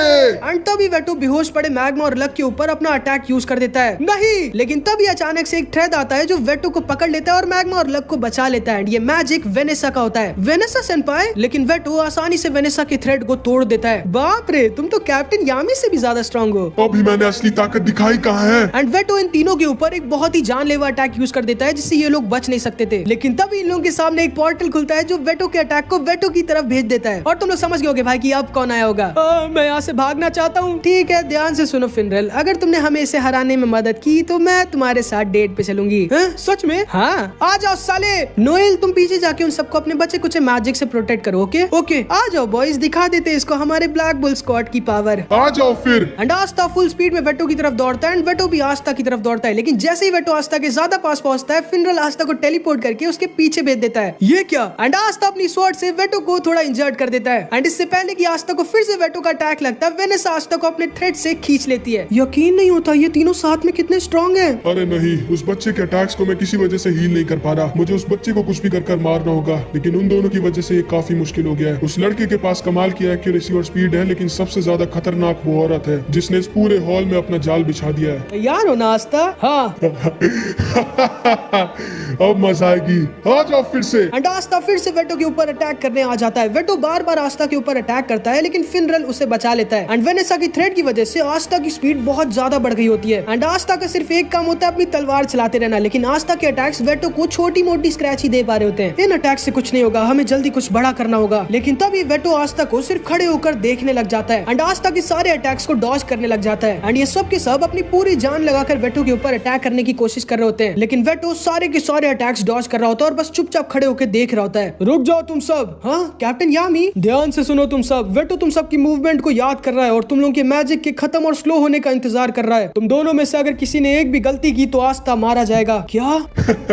बहुत खूब यामिसु के हीरो, तो तुम भी मेरी तरह एक जानवर की तरह सोच सकते हो, लेकिन कोई फर्क नहीं पड़ता, तुम्हारे सारे स्टूडेंट्स आज मेरे ही हाथों मरेंगे। ध्यान से सुनो तुम सब। काश मैं उधर आ पाता, लेकिन मैं अभी नहीं आ सकता। अभी टाइम है, तुम सबको खुद को हराना होगा और अपनी लिमिट्स को सरपास करना होगा। जाओ तुम सब, मुझे तुम लोगों पे भरोसा है। Okay captain Yami. एंड ये तीनों के तीनों मिलके दोबारा से वेटो के ऊपर अटैक करने लगते हैं एंड इस बार ये लोग पहले से भी ज्यादा फास्ट होते हैं। कोई बात नहीं, कभी ना कभी तो तुम लोगों का मैजिक खत्म होगा ना। हाँ लेकिन उससे पहले तुम खत्म हो गए वेटो। एंड तभी गॉड, चार्मी और ग्रे भी वहाँ पर आ जाते हैं एंड ये सब मिलके भी वेटो के ऊपर अपने मैजिक से अटैक कर देते हैं। ये क्या? कोई बात नहीं, तुम सारे कीड़े मुझे मिलके भी नहीं हरा सकते। लेकिन तभी अचानक से आस्था अपनी स्वॉर्ड को वेटो के पेट के अंदर घुसेड़ देता है। बहुत अच्छे आस्था, ये हम जीत गए क्या? लेकिन तभी वेटो आस्था का दूसरा हाथ भी पकड़ लेता है। तुम्हें क्या लगा मैं इतनी आसानी से मर जाऊंगा? मैंने खुद तुम्हें मुझे मारने दिया है, क्योंकि यहाँ पर मेरे लिए सबसे ज्यादा खतरनाक तुम हो, और जब तुम मर जाओगे तो मैं इन सबको तो आसानी से मार डालूंगा। एंड तभी वेटो आस्था का दूसरा हाथ भी तोड़ देता है एंड आस्था दर्द के मारे बहुत तेज चिल्लाने लगता है। आस्था, आस्था। तुम सबको लगा भी कैसे कि तुम सब मुझे मिलके हरा सकते हो? हाँ, तुम सब जानते नहीं क्या मैं कौन हूँ? मैं मौत हूँ जो आज तुम सबको खत्म कर देगी। एंड ये सारे के सारे लोग बहुत ज्यादा डर जाते हैं। इस दुनिया में केवल ताकतवर लोगों के सपने पूरे होते हैं बच्चे। तुम्हें लगा भी कैसे कि तुम्हारे जैसा एक मैजिकलेस बच्चा मुझे हरा सकता है? इसको मारने के बाद मैं तुम सबको भी मार डालूंगा। डरो मुझसे, डरो। एंड ये सारे के सारे लोग डर के मारे कांपने लगते हैं, लेकिन तभी आस्था बोलता है, किसने कहा मेरे पास मैजिक नहीं है? हाँ? मेरा मैजिक है, कभी ना गिव अप करना। जिसको सुनते ही इन सब के अंदर से मानो इनका डर खत्म हो जाता है। तुम डरते क्यों नहीं मुझसे? डरो मुझसे। वेटो दोबारा से आस्था के ऊपर अटैक करता है, लेकिन वेनेसा आस्था को फिर से बचा लेती है। कोई नहीं आस्था, मैं तुम्हारे दोनों हाथों को संभाल लूंगी, तुम बस अपनी स्वॉर्ड को पूरी दम से पकड़े रहना, ठीक है? जाओ आस्था, दिखा दो अपना कमाल। एंड आस्था दोबारा से अपनी स्वॉर्ड लेके वेटो के ऊपर अटैक कर देता है। तुम डरते क्यों नहीं मुझसे? तुम्हें मौत से डर नहीं लगता क्या? किसने कहा मैं नहीं डरता? मैं डरता हूँ, लेकिन डरने के बावजूद भी मैं लड़ता हूँ, क्योंकि मुझे बनना है एक दिन द विज़र्ड किंग। तुम्हें समझ नहीं आता क्या बच्चे? तुम मुझे नहीं हरा सकते। ये क्या?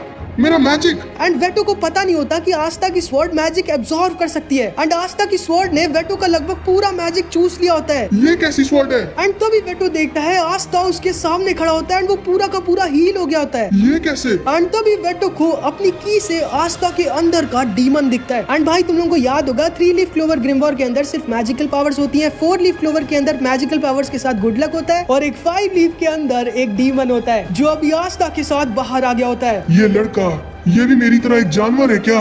नहीं, ये लड़का एक राक्षस है। और आस्था के डीमन ने आस्था को पूरा हील कर दिया होता है। आस्था दोबारा से वेटो की तरफ दौड़ता है। वेटो आस्था के ऊपर अटैक करने की कोशिश करता है, लेकिन आस्था आसानी से वेटो को डॉज कर देता है। आस्था की स्पीड इतनी ज्यादा होती है कि वेटो आस्था की तक को रीड नहीं कर पा रहा था। ये कैसी पावर है? कौन है ये लड़का? नहीं, मैं हार नहीं सकता। ये क्या हो रहा है मुझे? ये मेरे दिल में मुझे क्या लग रहा है? मैं तुम्हें बताता हूँ तुम्हें क्या लग रहा है वेटो। जो तुम्हें लग रहा है उसे कहते हैं डर। एंड आस्था वेटो के ऊपर इतना स्ट्रॉन्ग अटैक यूज करता है कि पूरी की पूरी अंडर वाटर सिटी हिल जाती है भाई। एंड इस तरह आस्था वेटो जो आई ऑफ द डार्क सन का एक स्ट्रॉन्गेस्ट मेंबर है उसे हरा देता है एंड वेटो वहीं पर बेहोश हो जाता है। वेनेसा और फिनरल आस्था को आकर गले लगा लेते हैं एंड ये सब के सब बहुत खुश हो जाते हैं। तुम कितने ज्यादा स्ट्रॉन्ग हो यार। नहीं, अगर आज आप सब लोग यहाँ ना होते तो मैं इसको नहीं हरा पाता। एंड ये सारे के सारे लोग बहुत खुश हो जाते हैं, लेकिन तभी हम वेटो को देखते हैं जो अभी भी अपने पास्ट को याद कर रहा होता है। एंड वेटो के पास्ट में हम देखते हैं कि लाइट कितना ज्यादा काइंड और अच्छा होता है, लेकिन फिर भी उसे धोखा मिला होता है। एंड तभी वेटो दोबारा से पूरा जलने लग जाता है। ये क्या? कोई बात नहीं, हम फिर से तैयार हैं। माफ करना लाइट, मैं हार गया, लेकिन मैं अपने साथ इन सबको भी लेके जाऊंगा जो तुम्हें रोकने की ताकत रखते हैं। एंड वेटो भी लाइट की तरफ फटने वाला होता है और अगर ये फट गया तो ये अपने साथ पूरी अंडर वाटर सिटी तबाह कर देगा एंड ये सारे लोग मारे जाएंगे। नहीं, ये लोग उस ब्लास्ट को नहीं रोक सकते। मुझे कुछ करना होगा। बाहर निकालो मुझे, वरना तुम भी मारे जाओगे। मुझे कोई फर्क नहीं पड़ता। आखिर मैं क्या करूं? एंड तभी कैप्टन यामी की भी ग्रिम वॉर्ड जलने लगती है। एंड इधर हम इन सबको देखते हैं जो समझ गए होते हैं कि वेटो अब फटने वाला है। हम लोग कुछ भी करके इसे नहीं रोक सकते क्या? ऐसे तो ये फट जाएगा और हम सब के सब मारे जाएंगे। हम क्या करें आस्था? पता नहीं।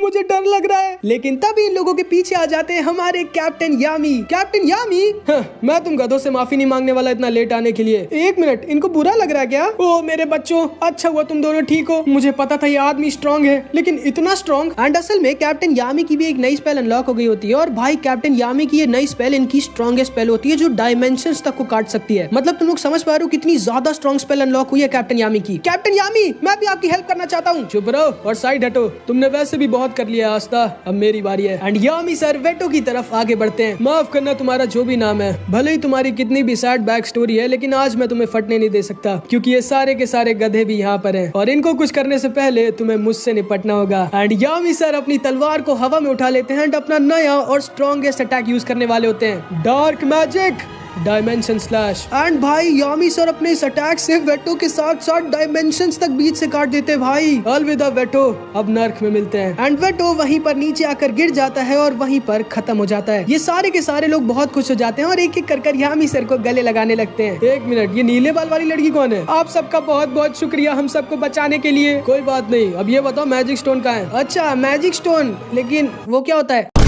देखो बुड्ढे, मेरे साथ अभी मजाक मत करो वरना मजाक में तुम्हें भगवान के पास पहुंचा दूंगा। लेकिन सच में मुझे नहीं पता कि मैजिक स्टोन क्या होता है। लेकिन तभी हम देखते हैं नेरो एक पत्थर को लाके आस्था के सर पर मारने लगती है। एंड ये पत्थर कोई मामूली पत्थर नहीं बल्कि वही मैजिक स्टोन होता है जो ये लोग यहाँ पर लेने आए थे। एंड इस तरह ये सारे के सारे लोग अपने मिशन में जीत जाते हैं। एंड इधर हम आय ऑफ द डार्क सन के बेस पे देखते हैं। यकीन नहीं होता वेटो सर मारे गए, लेकिन कोई बात नहीं, हम दोबारा से उन्हें वापस ला सकते हैं। लेकिन पहले हमें वो सारे के सारे मैजिक स्टोन्स कलेक्ट करने होंगे। सही कहा, शायद अब मुझे ही जाना होगा। एंड इधर हम देखते हैं अंडर वाटर सिटी के सारे लोग बहुत खुश होते हैं और इन सबको थैंक यू बोल रहे होते हैं। एंड इधर कैप्टन यामी और आस्था वेटो का अंतिम संस्कार करते हैं। इन लोगों का बहुत ही सैड पास्ट होगा, नहीं कैप्टन यामी? तुम वो सब मत सोचो बच्चे, सिर्फ अपने सपने की तरफ फोकस करो। ये क्या यामी सर, मुझे कुछ दिख नहीं रहा और मैं ऊपर भी नहीं कर सकता इसे। जो बाद में पहुंचा वो गधा क्या? एंड इधर हम नोएल और कहोना को देखते हैं। माफ करना कहोना, मैं तुम्हें बचा नहीं पाई। पागल हो क्या नोएल, तुमने मेरी जान बचाई है। और चिंता मत करो, अब मैं और मेरे भैया बाहर की दुनिया में जा रहे हैं और वहाँ पर जरूर कोई ऐसा हीलर होगा जो हम लोगों को हील कर पाएगा। हाँ सही कहा। इसके बाद हम देखते हैं सारे लोग वापस लौटने के लिए तैयार हो जाते हैं। एंड चार्मी ने अपने मैजिक से इन सारे आय ऑफ द डार्क सन के मेंबर्स को पकड़ लिया होता है। एंड ये सारे के सारे लोग इन सब का एक बहुत ही अच्छे गाने से अलविदा करते हैं एंड ये जाते हैं। इसके बाद ये सब खुशी खुशी वापस अपने बेस पे लौट जाते हैं। वापस आने के बाद ये सारे के सारे ब्लैक बुल्स मेंबर बहुत खुश होते हैं सिवाय गॉर्डन के, जिसको ये लोग अपने साथ ले जाना ही भूल गए थे। एंड ये बेचारा इतना धीरे बोलता है कि इन सबको इसकी कोई बात सुनाई नहीं देती। एंड भले ये दिल का इतना अच्छा है लेकिन फिर भी सब इससे डरते हैं। सुनो तुम सारे गधों, आराम करो, मैं जरा रॉयल कैपिटल जा रहा हूँ। चार्मी, उन सारे आय ऑफ द डार्क सन के मेंबर्स को मेरे साथ लेके चलो। यामी सर, मैं भी आपके साथ चलूंगा। ठीक है चलो Asta. Finral, okay sir. And फिर आस्था, यामी, फिनरल और चार्मी रॉयल कैपिटल आ जाते हैं। फिर फिनरल अपनी आवारागर्दी करने निकल जाता है और फिर ये तीनों विजिट किंग से मिलने आ जाते हैं। तो तुम लोगों ने वेटो को खत्म कर दिया, बहुत अच्छे ब्लैक बुल्स। यामी, तुम्हारी स्क्वाड सच में कमाल है और तुम्हारी बाइंडिंग मैजिक भी बहुत कमाल है। छोटी बच्ची, आप कौन हो? यामी, ये बच्ची बहुत छोटी नहीं है मैजिक नाइट बनने के लिए, ये 20 साल की है। खैर ये लो तुम्हारा magic stone Julius. Oh thank you Yami, बहुत अच्छे ब्लैक बुल्स, आप लोगों ने बहुत अच्छा काम किया है, खास करके तुमने यामी, तुम सच में बहुत स्ट्रॉन्ग हो गए हो। जब मैंने तुम्हें कैप्टन बनाया था तो लोगों ने मुझे बहुत मना किया और मुझसे कहा कि मैं गलत डिसीजन ले रहा हूँ, कि मैं एक आउटसाइडर को एक कैप्टन बना रहा हूँ, लेकिन मुझे पता था कि तुम एक बहुत अच्छे कैप्टन बनोगे। ओए जूलियस, अब मेरी इतनी तारीफ मत करो, करना है तो मेरे स्क्वाड की करो, ज्यादातर काम इन्हीं लोगों ने किया था वहाँ। आस्था, तुम सच में कमाल हो, तुम हर दिन और ज्यादा करीब आ रहे हो विज़र्ड किंग बनने के, जिसको सुन के आस्था बहुत खुश हो जाता है। विज़र्ड किंग सर, मैं जानता हूँ आप बहुत बिजी हो, लेकिन क्या मैं आपसे एक चीज मांग सकता हूँ? हाँ हाँ क्यों नहीं आस्था, क्या चाहिए तुम्हें? मुझे चाहिए आपका एक ऑटोग्राफ। इधर आओ, मैं तुम्हारे मुंह पे तुम्हें ऑटोग्राफ देता हूँ। अरे लेकिन तभी मार्क्स अपने मैजिक से इन लोगों से कांटेक्ट करता है। सर, किटन टाउन के ऊपर डायमंड किंगडम ने अटैक कर दिया है। अरे नहीं, उन्हें कहीं से पता चल गया होगा कि हमने हमारे सारे सोल्जर्स को रॉयल कैपिटल बुला लिया था। एंड इधर हम देखते हैं मॉन, ट्यूज और वेंट्स अपने डायमंड किंगडम के सोल्जर्स के साथ किटन टाउन पर अटैक कर देते हैं। एंड ये तीनों के तीनों बहुत स्ट्रॉन्ग होते हैं। ये तीनों डायमंड किंगडम के कैप्टन होते हैं। मॉन अपने लाइटनिंग मैजिक से क्लोवर किंगडम के बैरियर को एक बार में तोड़ देता है। एंड ये सारे के सारे लोग ढेर सारे डायमंड किंगडम के सोल्जर्स के साथ किटन टाउन पर अटैक कर देते हैं। जल्दी आओ मैजिक नाइट्स, मैं लड़ने के लिए मर रहा हूँ। मार्क्स, वहाँ पर कोई और स्क्वाड है क्या? जी हाँ विज़र्ड किंग सर, किस्मत से हमारी बेस्ट स्क्वाड गोल्डन डॉन वहाँ पर है। तब ज्यादा चिंता की बात नहीं है, लेकिन हमें कुछ तो रीइंफोर्समेंट भेजने ही होंगे। मैं रॉयल कैपिटल छोड़ के जा नहीं सकता। मैं जाऊंगा जूलियस। लेकिन यामी, तुम तो अभी अभी एक मिशन से आए हो और तुम काफी थके होगे। नहीं जूलियस, मैं बिल्कुल भी नहीं थका हूँ और मेरा जाना जरूरी है क्योंकि मुझे विलियम से कुछ जरूरी बात भी करनी है। एंड इधर हम देखते हैं वेंट्स के आगे हमारा यूनो आ गया होता है। हट जाओ मेरे सामने से अगर मरना नहीं चाहते। वो तो हम अभी देख लेते हैं। Wind magic, wind driller. And Yuno अपने सिर्फ एक अटैक अटैक से वेड्स और उसके सोल्जर्स को रोक देता है। ये लड़का तो बहुत स्ट्रांग है, अब मजा आएगा। यूनो भी वैसे काफी स्ट्रांग हो गया है एंड आस्था भी यूनो की पावर को देखकर बहुत खुश हो जाता है। ठीक है, मैं चलता हूँ जूलियस। यामी सर, मैं भी चलूंगा। नहीं, तुम बहुत ज्यादा इंजर्ड हो, तुम्हारा ध्यान कौन रखेगा वहाँ? मैं यामी सर, आस्था की सीनियर चार्मी, मैं आस्था का खुद से भी ज्यादा ध्यान दूंगी। ओके ठीक है, फिर चलो तुम दोनों भी। तुम लोग जानते होगे भाई, चार्मी वहाँ सिर्फ और सिर्फ यूनो से मिलने जा रही होती है। यूनो, तुम मेरी मैजिकल पावर्स क्यों नहीं यूज करते? कुछ तो बोलो, कुछ तो। मेरे साथ मजाक मत करो और कभी तो थोड़ा सा स्माइल कर दिया करो। एंड इधर हम देखते हैं गोल्डन डॉन की स्क्वाड और इन सारे डायमंड किंगडम के सोल्जर्स के बीच बहुत भयानक लड़ाई हो रही होती है। एंड विलियम्स और गोल्डन डॉन का वाइस कैप्टन लैंग्रेस यहाँ ऊपर एक साथ खड़े होते हैं। शायद अब हमें भी चलना चाहिए लैंग्रेस, जैसा आप कहिए सर। एंड ये दोनों भी बैटल फील्ड में उतर जाते हैं। एंड इधर हम फिनरल को देखते हैं जो अपनी आदत से बाज नहीं आने वाला था, लेकिन तब ये दोनों लड़कियां यामी सर को देख के वहाँ से भाग जाती हैं। ये क्या यामी सर, आपने डरा के भगा दिया उन दोनों बेचारी को। चुप रहो और चुपचाप हमारे साथ किटन टाउन चलो। हाँ, लेकिन क्यों? जैसा कहा है वैसा करो। एंड इधर हम देखते हैं यूनो और वेड्स की लड़ाई हो रही होती है, लेकिन तभी वहाँ पर मॉन आ जाता है। क्या यार वेड्स, तुम्हें शर्म नहीं आ रही? एक बच्चे को नहीं हरा पा रहे तुम? किसने कहा मैं इसको नहीं हरा पा रहा? मॉन, और मेरे और इस बच्चे के बीच में मत आओ। माफ करना बच्चे, लेकिन हमारे पास ज्यादा टाइम नहीं है। और देखते हैं तुम मेरे अटैक से अपने साथ अपने लोगों को बचा पाते हो कि नहीं। एंड मॉन यूनो के ऊपर एक बहुत ही स्ट्रॉन्ग लाइटनिंग अटैक यूज कर देता है। शिल्फी, चिंता मत करो मेरे डार्लिंग। एंड शिल्फी की मदद से यूनो आसानी से मॉन के एरोस को रोक देता है एंड उल्टा उसके कुछ सोल्जर्स को इंजर्ड कर देता है। ये क्या, इसने मेरे अटैक को रोकने के साथ साथ मेरी शील्ड तोड़ के मेरे सोल्जर्स को भी इंजर्ड कर दिया। अब मैं तुमसे सवाल पूछता हूँ, क्या तुम अपने साथ अपने लोगों को मुझसे बचा पाओगे? कौन है ये लड़का? एंड इधर हम स्मोकर को देखते हैं, ये भी शायद तुम लोगों को याद होगा। तो वो है इन सब का लीडर, लेकिन ये कर क्या रहा है? इसने पूरे शहर में अपनी रूट्स क्यों फैला दी हैं? एंड इधर हम देखते हैं विलियम्स ने पूरे किटन टाउन को अपने मैजिकल रूट से घेर लिया होता है। एंड इधर ये सारे के सारे गोल्डन डॉन के मैजिक नाइट्स इन सारे डायमंड किंगडम वालों को हरा रहे होते हैं, सिवाय ट्यूस के जिसके पास स्लाइम मैजिक होता है एंड ये बहुत स्ट्रॉन्ग होता है। लेकिन तभी ट्यूस के आगे गोल्डन डॉन का वाइस कैप्टन लैंग्रेस आ जाता है एंड ये भी बहुत स्ट्रॉन्ग होता है एंड ये अपने एक अटैक से डायमंड किंगडम के इस कैप्टन ट्यूस को हरा देता है। एंड इसके पास भी फिनरल की तरह टेलीपोर्ट मैजिक होता है, लेकिन ये खुद टेलीपोर्ट नहीं हो सकता, ये चीजों को टेलीपोर्ट कर सकता है। एंड इसने अपने मैजिक से ट्यूस की आधी बॉडी के साथ साथ पीछे के कुछ घरों को टेलीपोर्ट कर दिया होता है एंड ट्यूस बहुत ज्यादा इंजर्ड हो जाता है। एंड इधर हम स्मोकर को देखते हैं जो विलियम्स की मैजिक को समझ जाता है। अरे नहीं, ये अपनी रूट से पूरे टाउन के सारे लोगों की मैजिक को अब्सॉर्ब कर रहा है। ये जरूरी कोई बहुत ही स्ट्रॉन्ग अटैक यूज करने वाला है। एंड स्मोकर को बिल्कुल सही लगा होता है, टाइम आ चुका है। एंड विलियम्स फिर अपना मैजिक यूज करता है, divine tree magic, god's tree. And Williams अपने मैजिक से किटन टाउन से भी बड़ा एक पेड़ उगा देता है जो कोई नॉर्मल पेड़ नहीं होता। ये पेड़ सारे के सारे डायमंड किंगडम के सोल्जर्स को एक एक कर पकड़ने लगता है। बाप रे, इतना स्ट्रॉन्ग मैजिक! अरे नहीं, मुझे जाना होगा। एंड वेड्स विलियम की तरफ जाने लगता है। तुम कहीं नहीं जा रहे हो बच्चे, आज मैं तुम्हें मार के रहूंगा। एंड इधर हम देखते हैं ये तीनों भी किटन टाउन आ जाते हैं। अरे बाप रे, इतने बड़े पेड़ उगते हैं क्या यहाँ पर? हाँ, वो फ्रूट्स इंसानों जैसे क्यों लग रहे हैं? पागलो, ये गोल्डन डॉन के कैप्टन विलियम का मैजिक है। क्या इतना तगड़ा मैजिक? तुम लोग अपना ध्यान रखना, ठीक है? मैं जरा ऊपर विलियम से मिल के आता हूँ। एंड यामी सर विलियम्स की तरफ चले जाते हैं। ये तीनों नीचे आके लोगों की मदद करने लगते हैं। तुम ठीक तो हो ना क्यूटी? हाँ, वैसे मैं फ्री हूँ, अगर तुम चाहो तो मेरे साथ एक डे। यार, सारी लड़कियां मुझे इग्नोर क्यों कर देती हैं? एंड तभी इन सबको अपने ऊपर यूनो और मॉन दिखते हैं जिनके बीच बहुत ही भयानक लड़ाई हो रही होती है। ओह, ये तो मेरा प्रिंस है। एंड इधर हम देखते हैं यूनो डायमंड किंगडम के कैप्टन के ऊपर भारी पड़ रहा होता है। नहीं, मैं हार नहीं सकता, मैं कैप्टन हूँ। नहीं, तुम मुझे नहीं हरा सकते, तुम्हारा बदसूरत मैजिक मेरे खूबसूरत मैजिक को नहीं हरा सकता। शायद तुम्हें कोई गलत फहमी है, लड़ाई में खूबसूरत मैजिक नहीं जीतता, ताकतवर मैजिक जीतता है। एंड यूनो मॉन के सीने के अंदर अपना विंड स्पीयर घुसेड़ देता है एंड मॉन को अकेले हरा देता है। यूनो तो सच में बहुत स्ट्रांग हो गया है। एंड इधर हम देखते हैं विलियम्स अकेले अपने गॉड ट्री के ऊपर खड़ा होता है, लेकिन तभी वेड्स विलियम के पास अपने मैजिक से पहुंच जाता है। तुम्हें लगता है तुम अकेले हम सबको हरा सकते हो? माफ करिएगा कैप्टन वेड्स, लेकिन आप हार चुके हैं। नहीं, तब तक नहीं जब तक मैं जिंदा हूँ। एंड तभी वेड्स अपने रेड क्लिफ मैजिक से विलियम्स को पकड़ लेता है। क्या हुआ, आप कैसे बचोगे तुम? लेकिन तभी विलियम्स अपने मैजिक से वेड्स को एक पेड़ बना देता है एंड वेड्स वहीं पर मारा जाता है। एंड तभी अचानक से पीछे से स्मोकर विलियम्स के ऊपर अटैक कर देता है, लेकिन तभी विलियम्स को कैप्टन यामी बचा लेते हैं। Hello Williams. अरे नहीं, ये तो वही लड़का है। ओ बुढ़ाऊ, अभी तुम्हें और लड़ना है, यहाँ से भाग रहे हो? हाँ, तुम मुझे भूल गए क्या? ये देखो। एंड स्मोकर यामी को वो स्कार दिखाता है जो यामी सर ने स्मोकर को बहुत सालों पहले दिया था।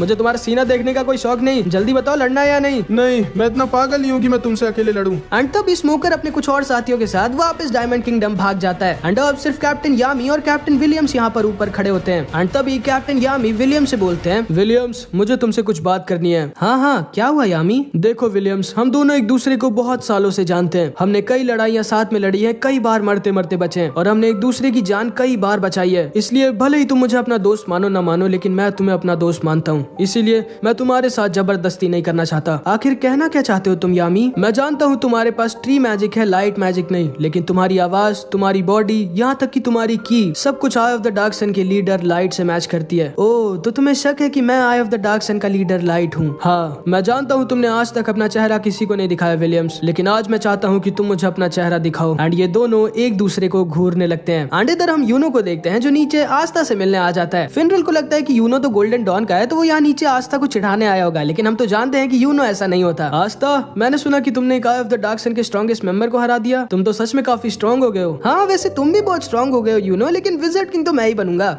नहीं, वो तो मैं बनूंगा। एंड यूनो स्माइल करने लगता है एंड सिल्फी यूनो को पहली बार स्माइल करते हुए देखती है एंड चार्मी तो यूनो की स्माइल को देख के बेहोश हो जाती है। एंड तभी वहाँ पर क्लॉस और मिमोसा आ जाते हैं एंड आस्था को देख के मिमोसा बहुत शर्मा जाती है। आस्था, तुम्हें चोट कैसे लगी? तुम ठीक तो हो ना? क्लॉस सेंपाई आप आस्था को और ज्यादा इंजर्ड कर देंगे। लो, मैं तुम्हें हील कर देती हूँ आस्था। नहीं नहीं मिमोसा, तुम जाके सिविलियंस को हील करो, मैं ठीक हूँ। ठीक है, अभी हम लोग चलते हैं, फिर हमारा काम अभी खत्म नहीं हुआ। अपना ख्याल रखना आस्था। एंड फिर क्लॉस और मिमोसा वहाँ से चले जाते हैं। ये क्या, तुम तो थोड़े और लंबे हो गए हो यूनो। हाँ, और शायद तुम थोड़े छोटे हो गए हो। क्या बोला तुमने? एंड सिल्फी आस्था और यूनो को देख कर रोने लगती है। तुम मुझसे कभी स्माइल करके क्यों नहीं बात करते यूनो? एंड तभी चार्मी भी यूनो के पास आ जाती है। एक्सक्यूज मी, उस दिन आपने मेरा खाना बचाया था, इसलिए मैं आपके लिए केक लाई हूँ। ओह थैंक यू। एंड सिल्फी एक बार में समझ जाती है कि ये लड़की भी यूनो के पीछे पागल है। ओए छोटी बच्ची, दूर रहो मेरे यूनो से। अपनी शक्ल देखी है तुमने? क्या बोला तुमने तितली? आज मैं तुम्हें पका के खा जाऊंगी। अरे चार्मी सेनपाई, वो कोई तितली नहीं, एक विंड स्पिरिट है। एंड तभी इन लोगों के पास फिनरल भी आ जाता है। आस्था, मेरे ख्याल से अब हमें वापस चलना चाहिए। ये कौन है आस्था? ओ, ये मेरे सेनपाई है, फिनरल सेनपाई। लेकिन तभी इन लोगों को एक आवाज आती है, अरे बड़े भैया आप यहाँ क्या कर रहे हैं? एंड तभी इन लोगों के पास लांग्रिस आ जाता है एंड असल में ये फिनरल का छोटा भाई होता है। हम तो बहुत सालों बाद मिल रहे हैं ना बड़े भैया, अभी आप थोड़े बहुत स्ट्रांग हुए या अभी भी लोगों की टैक्सी का काम करते हैं, लोगों को इधर से उधर लेके जाना? हाँ, ये बदतमीज लड़का कौन है फिनरल सेनपाई? ये मेरा छोटा भाई आस्था, गोल्डन डॉन का वाइस कैप्टन लांग्रिस। गोल्डन डॉन का वाइस कैप्टन? आप क्या सोच के यहाँ बैटलफील्ड में आए भैया? हमारी फैमिली की और ज्यादा बेइज्जती कराने? वैसे अभी तक तो आपको पता चल गया होगा बड़े भैया कि क्योंकि आप हमारी फैमिली को छोड़कर चले गए थे, इसलिए फादर ने हमारी फैमिली का अगला हेड मुझे बना दिया है। वैसे भी आपके जैसा लूजर हेड बनना डिजर्व भी नहीं करता। चुप है, तुम्हारी हिम्मत कैसी फिनरल सेनपाई से ऐसे बात करने की? इनकी मदद से हम वेटो को हरा पाए थे। रहने दो आस्था, अब मेरी आदत हो गई है लोगों के ताने सुनने की। तुम्हारे जैसे एक ब्लैक बुल मेंबर की हिम्मत कैसे हुई गोल्डन डॉन के वाइस कैप्टन से ऐसे बात करने की? तुम लोग अपनी 2 कौड़ी की औकात भूल गए हो क्या? हाँ, ये लड़का तो बहुत बदतमीज है। इधर आओ जरा, फिर मैं बताता हूँ। लेकिन तभी फिनरल इन दोनों को चुप करा देता है। लांग्रिस, तुम्हें मेरा जितना मजाक उड़ाना उड़ा लो, लेकिन मेरी स्क्वाड के किसी मेंबर के बारे में कुछ बोलने की दोबारा हिम्मत मत करना। अच्छा, और अगर मैं करूंगा तो आप क्या कर लोगे? लेकिन तभी अचानक से लांग्रिस के ऊपर ट्यूस फिर से अटैक कर देता है एंड ये अभी भी मरा नहीं होता। मैं तुम्हें छोड़ूंगा नहीं। तुम्हें लगा भी कैसे कि तुम मुझे इतनी आसानी से मार दोगे? एंड इस बार ट्यूस अपने साथ ढेर सारे सिविलियंस को भी लाया होता है अपने साथ, ताकि लांग्रिस उसके ऊपर दोबारा अपना अटैक ना यूज कर पाए। अब कैसे तुम मुझ पर अपना स्पेशल मैजिक यूज करोगे? हाँ, तुम्हें क्या लगता है इन थोड़े बहुत इंसानों के लिए मैं तुम्हें जिंदा छोड़ दूंगा? थोड़े बहुत लोग तो इतने बड़े अटैक में मरेंगे ही। एंड लांग्रिस ट्यूस के साथ साथ इन सारे सिविलियंस को भी मारने वाला होता है। रुक जाओ, तुम इन बेचारे सिविलियंस के ऊपर अपना अटैक यूज नहीं कर सकते? तुम भूल गए क्या तुम एक मैजिक नाइट हो? हाँ, तो फिर मैं क्या करूँ, चुपचाप मर जाऊँ? नहीं, उसकी जरूरत नहीं है, हम ब्लैक बुल्स वाले से संभाल लेंगे। चार्मी सेनपाई, फिनरल सेनपाई, ठीक है आस्था। एंड तभी चार्मी अपने मैजिक से आस्था को ट्यूस की तरफ उड़ा देती है। तुम ब्लैक बुल्स वाले मुझे नहीं हरा सकते। लेकिन इससे पहले आस्था को ट्यूस का अटैक लगता, फिनरल आस्था को ट्यूस के ऊपर टेलीपोर्ट कर देता है एंड आस्था अपनी स्वॉर्ड से ट्यूस के स्लाइम मैजिक को खत्म कर देता है। ये कैसा मैजिक है? एंड वो दोबारा से आस्था के ऊपर अटैक करने वाला होता है, लेकिन फिनरल फिर से आस्था को बचा लेता है एंड आस्था दोबारा से ट्यूस के ऊपर अपनी स्वॉर्ड से अटैक करता है एंड ट्यूस को एक अटैक में हरा देता है। एंड इस तरह ब्लैक बुल्स आसानी से ट्यूस को हरा देते हैं। बहुत अच्छे आस्था। एंड फिर फिनरल लांग्रिस से कहता है, ध्यान से सुनो लांग्रिस, तुम भले ही मुझसे ज्यादा स्ट्रांग हो, लेकिन ये सोचने की गलती मत करना कि गोल्डन डॉन ब्लैक बुल से ज्यादा स्ट्रांग है। एंड इधर हम कैप्टन यामी और विलियम्स को देखते हैं जो बस एक दूसरे को देख रहे होते हैं एंड हवा बहुत तेज चल रही होती है। लेकिन तभी विलियम्स बोलता है, ठीक है यामी, मैं तुम्हें अपना चेहरा दिखा देता हूँ। एंड फिर विलियम्स अपना मास्क उतार देता है एंड विलियम्स लाइट नहीं होता, बस इसके फेस पे एक बहुत ही बड़ा स्कार होता है। तो इस स्कार की वजह से तुम अपना मास्क पहनते हो विलियम्स। हाँ। एंड फिर विलियम्स यामी सर को अपना पास बताता है कि क्योंकि जन्म से ही उसके ऊपर ये स्कार था, इसीलिए लोग विलियम्स से दूर रहते थे और उसे बहुत परेशान करते थे। यहाँ तक कि विलियम्स की मम्मी भी विलियम्स से नफरत करती थी एंड विलियम्स का चाइल्डहुड बहुत ज्यादा सैड होता है। लेकिन एक दिन सब कुछ चेंज हो जाता है जब विज़र्ड किंग विलियम्स की जिंदगी में आते हैं। वो तुम्हारा मैजिक तो कमाल है। तुम्हारा नाम क्या है बच्चे? विलियम्स। विलियम्स, तुम क्यों ना एक मैजिक नाइट बन जाओ? क्या मैं सच में मैजिक नाइट बन सकता हूँ इस कार के बावजूद? क्या लोग मुझसे डरेंगे नहीं? हाँ हाँ, क्यों नहीं, तुम जरूर बन सकते हो एक मैजिक नाइट। अच्छा रुको, तुम्हें इस कार से दिक्कत है ना, 1 मिनट रुको। एंड फिर विजिट किंग विलियम्स को उसका वो मास्क देते हैं जो विलियम्स आज तक पहन रहा होता है। माफ करना विलियम्स, मैंने फालतू तुम पर शक किया। अरे कोई बात नहीं यामी, और हाँ, मैं भी तुम्हें अपना दोस्त मानता हूँ। एंड इधर हम देखते हैं चार्मी और शिल्फी में अभी भी लड़ाई हो रही होती है। ठीक है, अब हमें चलना चाहिए आस्था। ओके ठीक है, अपना ख्याल रखना यूनो, तुम भी आस्था। एंड फिर आस्था, यूनो और चार्मी वहाँ से चले जाते हैं। ओए यूनो, तुम्हें शर्म नहीं आती क्या? तुम उन ब्लैक बुल्स वालों से बात कर रहे थे। नहीं बिल्कुल नहीं, आस्था मेरा राइवल है। राइवल? किस चीज का राइवल? ओए आस्था, तुम्हारे उस गोल्डन डॉन वाले दोस्त को बुरा तो नहीं लगा होगा कि मैं ये सब बोल आया? नहीं नहीं बिल्कुल नहीं, और वैसे भी यूनो मेरा राइवल है। राइवल? किस चीज का राइवल? एंड फिर ये दोनों साथ में बोलते हैं विज़र्ड किंग पहले बनने का। शायद तुम कॉमनर्स के अंदर सच में शर्म नहीं होती। तुम लोग सोच भी कैसे सकते हो कि तुम लोग विज़र्ड किंग बन सकते हो? लेकिन यूनो इसको कुछ भी रिप्लाई नहीं देता। एंड फिर ये दोनों वहाँ से चले जाते हैं। एंड इधर हम विज़र्ड किंग और मैक्स को देखते हैं। सर हम जीत गए, किटन टाउन अब सेफ है। पता नहीं क्यों मार्क्स, लेकिन मुझे अभी भी कुछ गड़बड़ लग रही है। एंड फिर इधर हम डायमंड किंगडम के बेस पे देखते हैं जहाँ पर एक आदमी बोल रहा होता है, बहुत अच्छे, सब कुछ प्लान के मुताबिक हुआ है, अब टाइम है असली अटैक का। एंड इधर ही हम मार्स को भी देखते हैं, शायद ये भी तुम लोगों को याद होगा। फिर हम देखते हैं आस्था और कैप्टन यामी क्लोवर किंगडम के बेस्ट डॉक्टर के पास जा रहे होते हैं आस्था के हाथों को दिखाने। प्लीज कैप्टन यामी, मुझे डॉक्टर से डर लगता है। मरने से नहीं लगता क्या? चुप हो जाओ वरना मैं तुम्हें मार डालूंगा। एंड फिर यामी सर और आस्था डॉक्टर ओमेन के पास आ जाते हैं जो क्लोवर किंगडम के बेस्ट डॉक्टर होते हैं। हेलो डॉक्टर, इस गधे को जरा ठीक कर देना। हाँ हाँ क्यों नहीं, इधर आओ आस्था। एंड फिर डॉक्टर ओमेन आस्था का अपने वाटर हीलिंग जेलीफिश मैजिक से चेकअप करने लगते हैं। एंड तभी वहीं बगल से फिनरल भी निकल रहा होता है। एंड वो चुपके से आस्था और डॉक्टर ओमेन की बातों को सुन लेता है। एंड डॉक्टर ओमेन की बात को सुन के आस्था और फिनरल दोनों एकदम शॉक्ड रह जाते हैं। एंड फिर ये चारों के चारों वापस ब्लैक बुल्स के बेस पर लौट आते हैं। एंड इधर इतने बड़े मिशन को जीतने की खुशी की वजह से इसलिए सारे लोग फुल पार्टी कर रहे होते हैं। वाह इतना सारा खाना, मैं तो पागल हो जाऊंगी। थैंक यू यामी सर, आपकी जय हो। वाह आज तो मजा आ गई। ओए मैग्मा, मुझे जान से मार के तुम ये मीट ले सकते हो, पागल हो गया? ये देखो तुम सब, मीट पिकॉक। एंड ये सारे के सारे लोग बहुत मजे कर रहे होते हैं। आस्था, तुम्हारे हाथ टूटे हुए इसीलिए शायद तुम खा नहीं पा रहे होगे, इसीलिए सिर्फ इस बार मैं तुम्हें अपने हाथों से खिला सकती हूँ। वो अब मैं अपने पैरों से भी खा सकता हूँ। गरीब कीड़े।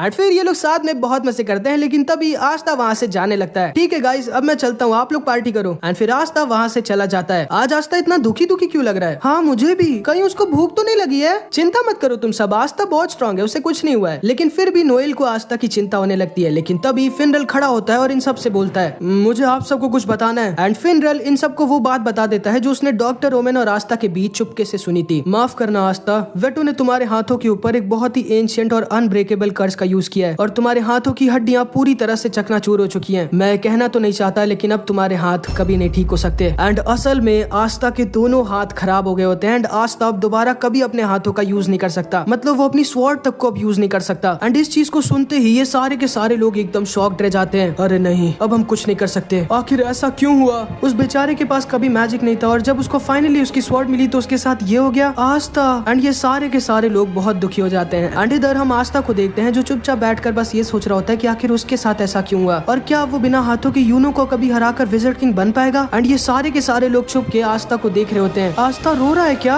और अगर तुम लोगों को भी लग रहा है कि आस्था रो रहा है तो तुम लोग बहुत गलत हो भाई। तुम लोग शायद भूल गए हमारे आस्था भाई का मैजिक ही है कभी ना गिव अप करना। एंड आस्था खड़ा होता है और जोर से चिल्ला के बोलता है, भाड़ में गए मेरे दोनों हाथ। किस्मत, तुम्हें क्या लगता है तुम मुझे हरा सकती हो? नहीं, मैं अभी भी गिव अप नहीं करने वाला। मेरे हाथ नहीं है तो क्या हुआ, मैं फिर भी कुछ भी कर बहुत ज्यादा स्ट्रॉन्ग बनूंगा और एक दिन जरूर बनूंगा the wizard king. And in सबको अपनी आंखों पर यकीन नहीं हो रहा होता कि आस्था कितना ज्यादा कमाल है। एंड मैं बता दूं भाई, यही वो सीन था जब मुझे इस एनिमे सीरीज से प्यार हो गया था, मतलब एकदम तगड़ा वाला प्यार। एंड तभी कैप्टन यामी कहते हैं, मुझे पता है इस लड़के में कुछ तो बात है। लेकिन तभी हम वेनेसा को देखते हैं। चिंता मत करो आस्था, मैं एक को जानती हूँ जो तुम्हें शायद ठीक कर सकती है। इसके बाद अगली सुबह हम देखते हैं ब्लैक बुल्स के बेस पे कोई नहीं होता। कैप्टन यामी, सारे के सारे लोग कहाँ हैं? मुझे नहीं पता। लेकिन तभी आस्था को नोएल और फिनरल दिखते हैं। एंड आस्था चुपके से इन दोनों की बात सुनने लगता है। ये सारे के सारे लोग कितना झूठ बोलते हैं, मुझे यहाँ काम से जाना है, मुझे वहाँ काम से जाना है। मैं जानता हूँ कि ये सारे के सारे लोग आस्था के लिए इलाज ढूंढने गए हैं, जिसको सुन के आस्था एकदम शॉक्ड रह जाता है कि इन सबको कैसे पता चल गया। आखिर सारे के सारे लोग गए कहाँ हैं? देखो,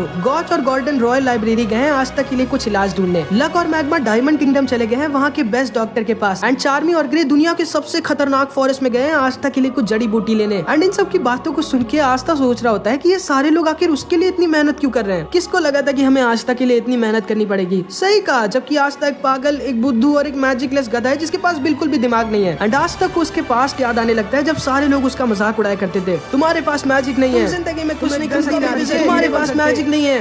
हाँ, भले ही आस्था के पास मैजिक नहीं है लेकिन वो कभी भी गिव अप नहीं करता। हाँ, भले ही आस्था के पास मैजिक नहीं है लेकिन वो हम सबसे ज्यादा मेहनत करता है। हम सबको कुछ भी करके आस्था को ठीक करना होगा क्योंकि आस्था बनेगा एक दिन द विज़र्ड किंग। जिसको सुन के आस्था से रहा नहीं जाता एंड वो वहाँ से चला जाता है एंड चुपचाप बेस के पीछे वाले गेट से बाहर निकल आता है एंड बोलता है भले ही भगवान ने मुझे मैजिक नहीं दिया लेकिन भगवान ने मुझे बहुत अच्छे दोस्त दिए एंड जिंदगी में पहली बार हम लोग हमारे आस्था भाई को लग रहा होता है कि आस्था अकेले बैठ के रो रहा है क्योंकि उसके दोनों हाथ खराब हो गए, लेकिन शायद ये लोग हमारे आस्था भाई को अच्छे से जानते नहीं थे। एंड तभी आस्था खड़ा होता है और जोर से चिल्ला के बोलता है भाड़ में गए मेरे दोनों हाथ। किस्मत, तुम्हें क्या लगता है तुम मुझे हरा सकती हो? नहीं, क्या हुआ अगर मेरे दोनों हाथ खराब हो गए? मैं तब भी गिव अप नहीं करने वाला एंड अब मैं और ज्यादा ट्रेनिंग करूंगा और एक दिन जरूर बनूंगा द विज़र्ड किंग। इन लोगों को अपनी आंखों पर यकीन नहीं होता कि भाई आस्था कितना ज्यादा कमाल है एंड ये लोग भी आस्था की मदद करने के लिए अपनी तरफ से पूरी मेहनत करने लगते हैं। गॉच और गॉर्डन रॉयल लाइब्रेरी में आस्था के लिए इलाज ढूंढने जाते हैं। लक और मैग्मा तो भाई डायमंड किंगडम ही चले जाते हैं वहाँ के बेस्ट डॉक्टर के पास। एंड चार्मी और ग्रे दुनिया के सबसे खतरनाक फॉरेस्ट में आस्था के लिए कुछ जड़ी बूटी लेने जाते हैं। एंड आस्था को जब ये सब पता चलता है तो वो बहुत ज्यादा खुश हो जाता है क्योंकि उसे ये नहीं पता होता कि उसने इतने अच्छे दोस्त बना लिए। एंड अब हम लोग थोड़े महीनों पहले का सीन देखते हैं जब आस्था अपने मैजिक नाइट एंट्रेंस एग्जाम के लिए ट्रेनिंग कर रहा था एंड तभी इसकी तरफ एक नंगा आदमी भागते हुए आता है। बचाओ मुझे। एंड आस्था इसको बचा लेता है। ओह थैंक यू भाई, वो खाना तुम्हारा है क्या? हाँ, लेकिन आप नंगे क्यों अंकल? मैं खा सकता हूँ क्या इसे? आप ऑलरेडी खा रहे हो। वाह क्या टेस्टी खाना है, थैंक यू आस्था। वो सब तो ठीक है लेकिन आपने मुझे बताया नहीं कि आप इस जंगल में नंगे क्यों घूम रहे हो? वो मैं मछलियाँ पकड़ रहा था लेकिन तभी वो सुअर मेरे पीछे पड़ गया था। फिर आस्था और ये आदमी इसके घर जाते हैं। ये घर आपका है अंकल? नहीं, पता नहीं किसका है, मैं तो बस ऐसे ही रुका हुआ हूँ। वैसे आपका नाम क्या है अंकल? अंकल मत बुलाओ यार, मैं बस 40 साल का हूँ और मेरा नाम फांजल है। अच्छा, आप यहाँ पे क्यों रुके हुए हो? वो असल में मैं यहाँ पे रुक के किसी का इंतजार कर रहा हूँ। ओह अच्छा, वैसे आस्था तुम चाहो तो आज मेरे साथ इसी घर में रुक सकते हो, वैसे भी काफी रात हो गई है। लेकिन तभी आस्था सोचता है उसे इस अनजान आदमी के साथ रुकना चाहिए या नहीं। चुपचाप वहाँ से भाग जाओ आस्था, क्या पता है तुम्हें किडनैप कर ले। आप मुझे किडनैप तो नहीं करोगे ना? नहीं, ठीक है फिर तब मैं रुक जाता हूँ। अगले दिन हम देखते हैं आस्था ट्रेनिंग कर रहा होता है लेकिन आस्था को बिल्कुल भी स्वॉर्ड चलानी नहीं आती। ऐसे नहीं आस्था, अपनी स्वॉर्ड को ठीक अपने मुंह के सामने पकड़ो और अपने राइट पैर को अपने लेफ्ट पैर से 2 कदम आगे रखो, फिर अपनी स्वॉर्ड को स्विंग करो। और जब आस्था जैसे फांजल ने बताया होता है वैसे करता है तो आस्था पहली बार अपनी स्वॉर्ड को सही से चला पाता है। गजब, आप तो कमाल हो अंकल, आपको स्वॉर्ड चलाना आता है क्या? एंड फिर फांजल आस्था को अपना स्वॉर्ड मैजिक दिखाता है। असल में मैं एक टीचर था आस्था, मैंने बहुत सारे बच्चों को ट्रेनिंग दी है। ओह गजब, आप मेरे भी टीचर बन सकते हो क्या? प्लीज मुझे स्वॉर्ड चलाना सिखा दीजिए। हाँ ठीक है, लेकिन पहले मुझे ये बताओ कि तुम स्वॉर्ड चलाना सीखना क्यों चाहते हो? क्योंकि मैं एक दिन विज़र्ड किंग बनना चाहता हूँ, जिसके लिए पहले मुझे एक मैजिक नाइट बनना होगा। जिसको सुन के फांजल खुश हो जाता है। ठीक है, मैं तुम्हें सिखाऊंगा लेकिन तुम्हें मुझसे एक वादा करना होगा। क्या अंकल? कि तुम हमेशा अपनी स्वॉर्ड को अपने से कमजोर लोगों की मदद करने के लिए उठाओगे, कभी भी उनके खिलाफ नहीं। इस चीज का मुझे वादा करने की जरूरत नहीं लेकिन ठीक है फिर भी मैं वादा करता हूँ। ठीक है फिर। एंड फिर फांजल ही आस्था को पूरा स्वॉर्ड चलाना सिखाता है एंड आस्था स्वॉर्ड फाइट में बहुत अच्छा हो जाता है। फिर थोड़े दिनों बाद हम देखते हैं मैरिल इन लोगों के पास आती है जिसके लिए फांजल यहाँ पे रुक के इतने दिनों से इंतजार कर रहा था। मैरिल तुम आ गई? ये कौन है अंकल? ये मेरी एक स्टूडेंट है आस्था, ये मेरी वाइफ को ढूंढने में मेरी मदद कर रही है। एंड फिर फांजल आस्था को अपने बारे में बताता है। फांजल असल में डायमंड किंगडम का बेस्ट टीचर था जो डायमंड किंगडम से अपनी वाइफ के साथ भाग गया होता है और यहाँ क्लोवर किंगडम आ गया होता है। इसके पीछे 100 से भी ज्यादा डायमंड किंगडम के असैसिन्स पड़े हैं जो इसको पकड़ना चाहते हैं। एंड एक दिन उन असैसिन से बचने के चक्कर में ये और इसकी वाइफ अलग हो गए होते हैं। तब से इसकी स्टूडेंट मैरिल इसकी वाइफ को ढूंढ रही है। मेरे पीछे 100 से भी ज्यादा डायमंड किंगडम के असैसिन्स पड़े हैं आस्था, इसीलिए मुझे ना चाहते हुए भी छुप के रहना पड़ रहा है। लेकिन तभी मैरिल फांजल से बोलती है, सर मुझे नहीं लगता कि मिस डोमिना जिंदा बची है। क्या बोल रही हो तुम मैरिल? ये रही आपकी वाइफ की मैजिक वॉन्ड, मुझे ये जंगलों में मिली थी और इसके साथ ढेर सारा खून भी। जिसको सुन के फांजल बहुत दुखी हो जाता है, अकेले अपने कमरे में जाके रोने लगता है। लेकिन तभी इसकी स्टूडेंट मैरिल इसके पास आ जाती है। मैं बस एक और बार अपनी वाइफ डोमिना को देखना चाहता हूँ, मैं आपकी मदद कर सकती हूँ सर। एंड तभी मैरिल फांजल के अंदर अपना डैगर घुसेड़ देती है। ये तुम क्या कर रही हो मैरिल? एंड तभी डायमंड किंगडम के असैसिन्स इसे आके घेर लेते हैं। तुमने ऐसा क्यों किया मैरिल? आपको ये समझ जाना चाहिए सर, हम लोग कुछ भी करके डायमंड किंगडम के असैसिन से नहीं बच सकते, इसीलिए मुझे आपको धोखा देना पड़ा ताकि मैं अभी आपकी वाइफ की तरह मारी ना जाऊं। और चिंता मत करिए, आपको असैसिन्स नहीं मारेंगे क्योंकि आपको वापस जाके एक लड़के मार्स को ट्रेनिंग देनी है। एंड मार्स तो तुम लोगों को याद ही होगा भाई। एंड फांजल समझ जाता है कि अब वो कुछ भी नहीं कर सकता। लेकिन तभी वहाँ पर आस्था अपनी स्वॉर्ड लेके आ जाता है। आप ठीक तो ना अंकल? नहीं आस्था, भाग जाओ यहाँ से, तुम्हें मुझे बचाने की कोई जरूरत नहीं। अब मैं खुद जिंदा नहीं रहना चाहता, मुझे कोई रीजन नहीं दिख रहा है जिंदा रहने का। मुझे ये तक नहीं पता कि अब मेरी वाइफ डोमिना जिंदा है भी कि नहीं। मैं थक चुका हूँ भाग भाग के। क्या बोल रहे हो अंकल? जिंदा रहने के लिए किसी रीजन की जरूरत नहीं होती और आपके पास तो रीजन है। अभी आपको पक्के से थोड़ी पता कि आपकी वाइफ मर चुकी है, क्या पता वो जिंदा हो और आपका इंतजार कर रही हो। किसी को भी नहीं पता होता कि उनके ड्रीम सच होंगे कि नहीं। लेकिन इसका ये मतलब नहीं कि हम हमारे ड्रीम्स पे गिव अप कर दें। जिसको सुनते ही फांजल की आंखें खुल जाती है एंड फांजल भी तैयार हो जाता है लड़ने के लिए। Thank you Aastha. एंड फांजल एक ही बार में 10 से 11 असैसिन्स को निपटा देता है। ये बाकी के असैसिन्स इन्हें घेर लेते हैं। रुक जाओ तुम सब, अभी हम सबको यहाँ से रिट्रीट करना चाहिए। तुम भाग क्यों रही हो? मैं जानती हूँ इतने लोग काफी नहीं है हमारे सर को पकड़ने के लिए, लेकिन आप चिंता मत करिए, चलिए एक दिन मैं आपको जरूर पकड़ूंगी। एंड फिर ये सब वहाँ से चले जाते हैं। एंड इसके बाद हम देखते हैं फांजल भी वहाँ से जाने लगता है। आपको सच में मेरी मदद की जरूरत नहीं है अंकल? नहीं आस्था, तुमने ऑलरेडी मेरी बहुत मदद कर दी है। मैं समझ चुका हूँ, मैं तब तक गिव अप नहीं करने वाला जब तक मैं अपनी वाइफ को ढूंढ ना लूं। एक बार फिर से थैंक यू आस्था। एंड फिर फांजल वहाँ से जाने लगता है। आस्था, मुझे यकीन है कि तुम अपने मैजिक नाइट एंट्रेंस एग्जाम में पास हो गए। Bye bye bye uncle. And फिर फांजल वहाँ से चला जाता है। फिर हम थोड़े महीनों बाद का सीन देखते हैं जब आस्था ब्लैक बुल्स ज्वाइन कर लिया होता है। नोएल ऐसी बाहर गार्डन में घूम रही होती है, लेकिन तभी फांजल इसके पास भी दंगा आ जाता है। सुनो बच्ची, हाँ?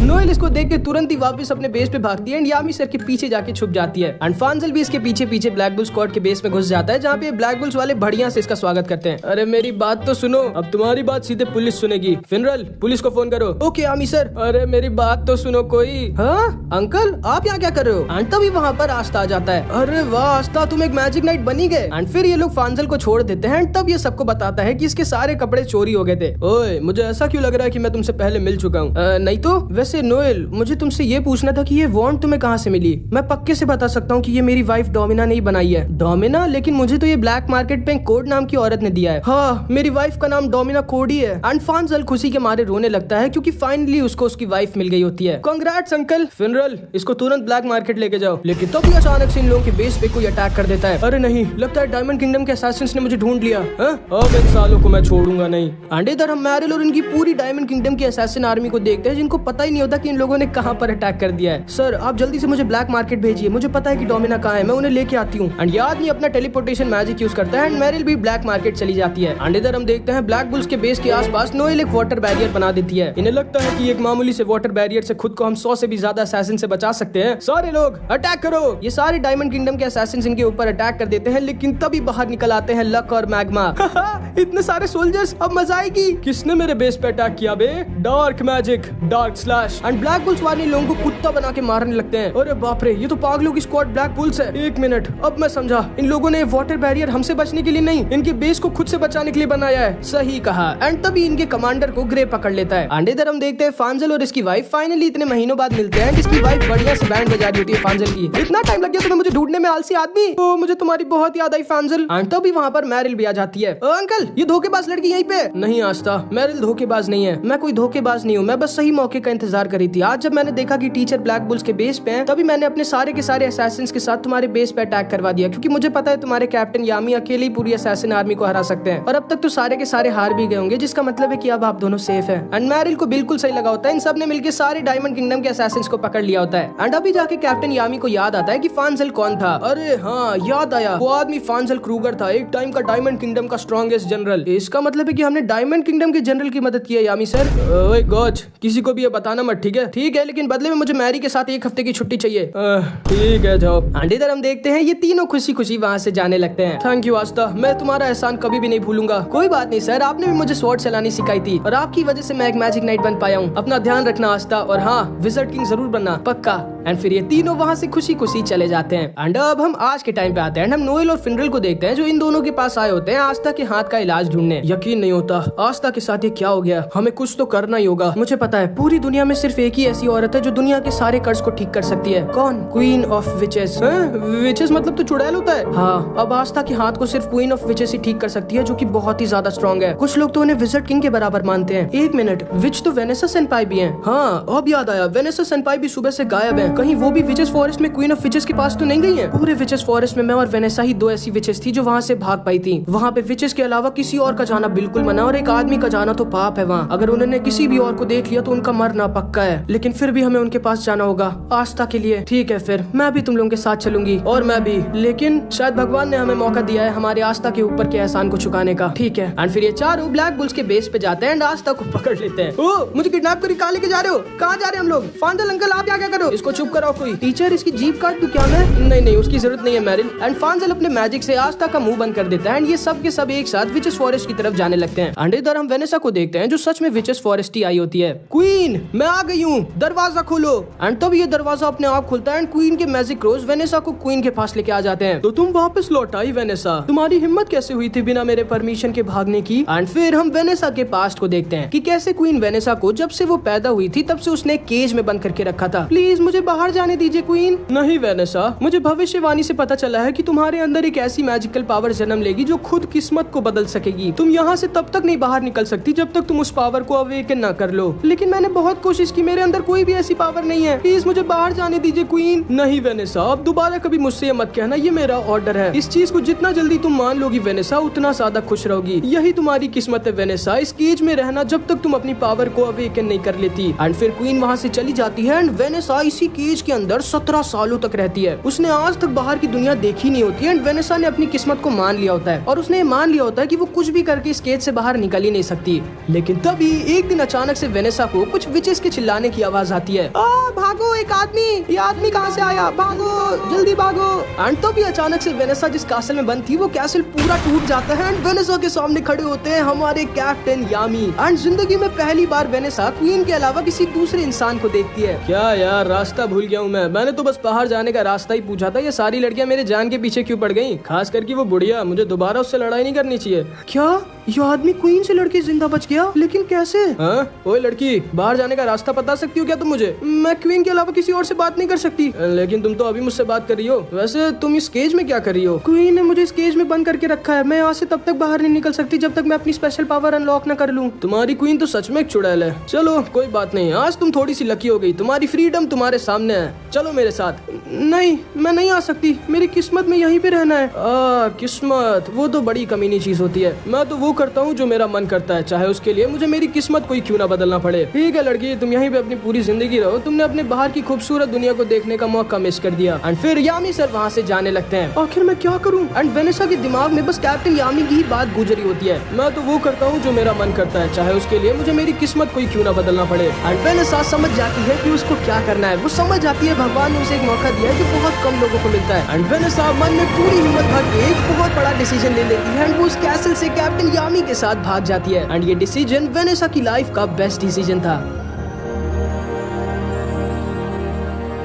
वेनेसा, तुम्हारी हिम्मत कैसे हुई थी मेरे ऑर्डर को ना मानने की? मैं अब वापस आ गई हूँ क्वीन, मैं तैयार हूँ तुम्हारे साथ यहाँ रहने के लिए, लेकिन बदले में तुम्हें मेरा बस एक काम करना होगा। तुम्हें तो शायद ये पता होगा वेनेसा कि क्वीन कुछ भी बदले में नहीं करती, वो करती है जो उसका मन करता है। एंड क्वीन वेनेसा के ऊपर अटैक कर देती है। इधर हम इन सबको देखते हैं जो विचेस फॉरेस्ट के पास आगे होते हैं। वो रहा विचेस फॉरेस्ट। जैसे ही हम उसके अंदर जाएंगे क्वीन को हमारे बारे में पता लग जाएगा एंड फिर क्वीन के गोलम हम एक मधुमक्खी के छत्ते की तरह बना देंगे। तो हम क्या करें? भूल गए क्या? तुम लोगों के साथ महान विच डोमिना भी है। ये रहे दो इनविजिबल क्लॉक जिससे हमारी प्रेजेंस पूरी तरह से छुप जाएगी और क्वीन को हमारे बारे में पता नहीं चलेगा। लेकिन कुछ भी हो जाए इसको अपने ऊपर से हटने मत देना। एंड ये सारे डोमिना का इनविजिबल क्लॉक पहन के विचेस फॉरेस्ट के अंदर घुस जाते हैं। वाह, यहाँ कितनी सुंदर लड़कियां हैं। थोड़ा सा पीछे हुई फिनरल सेनपाई, मुझे कुछ गड़ रहा है। वो रहे गोलम, उनके साइज पे मत जाना, वो बहुत ज्यादा खतरनाक है। कुछ भी हो जाए अपने क्लॉक को संभाल के रखना। लेकिन तुम लोग तो जानते ही होगे आस्था भाई की किस्मत कितनी खराब होती है। एंड इन बेचारों का क्लॉक एक पेड़ में फंस के निकल जाता है। हेलो प्यारे गोलम। एंड सारे गोलम मिलकर के ऊपर अटैक कर देते हैं। ये लोग भागने के चक्कर में इनका भी क्लॉक हटवा देते हैं। इस पागल आदमी को मैं मार डालूंगी। एंड ये लोग किसी तरह अपनी जान बचाकर भाग रहे होते हैं। घुसपैठिए, वो भी 3 आदमी। हाँ, वो रहा क्वीन का पैलेस, हमारे लिए अंदर जाने का रास्ता भी है। एंड ये सारे लोग क्वीन के पैलेस में किसी तरह घुस जाते हैं, जहाँ पे आस्था देखता है कि क्वीन ने वेनेसा के मुंह पर पैर रखा होता है। ओए बुढ़िया, पैर हटाओ वेनेसा सेनपाई के ऊपर से। एंड आस्था क्वीन की तरफ कूद जाता है। तुम तो बहुत बदतमीज हो लड़के। एंड क्वीन एक ही बार में आस्था को अपने मैजिक से पकड़ लेती है। ओह, तो तुम वही लड़के हो जिसके हाथों को ठीक कराने के बदले में वेनेसा यहाँ अपनी पूरी जिंदगी के लिए मेरी बंदी बनने आ गई है क्या? एंड तभी मैरिल भी क्वीन के ऊपर अटैक करती है एंड तभी फांजल अपने मैजिक से आस्था को छुड़ा लेता है। एंड ये सारे लोग क्वीन से लड़ने के लिए तैयार हो जाते हैं। तुम सब कितने बेवकूफ हो। रुको, मैं तुम लोगों को तुम्हारा भविष्य दिखाती हूँ अगर तुम लोगों ने मुझसे लड़ाई की। एंड हम इसके फ्यूचर बॉल में इन सारे लोगों को मरा हुआ देखते हैं। आओ फिर करो मुझ पर अटैक। लेकिन तभी अचानक से क्वीन को एहसास होता है कि कोई और भी उसके विचेस फॉरेस्ट के अंदर घुस आया है। ओह, तो तुम लोग आ गए।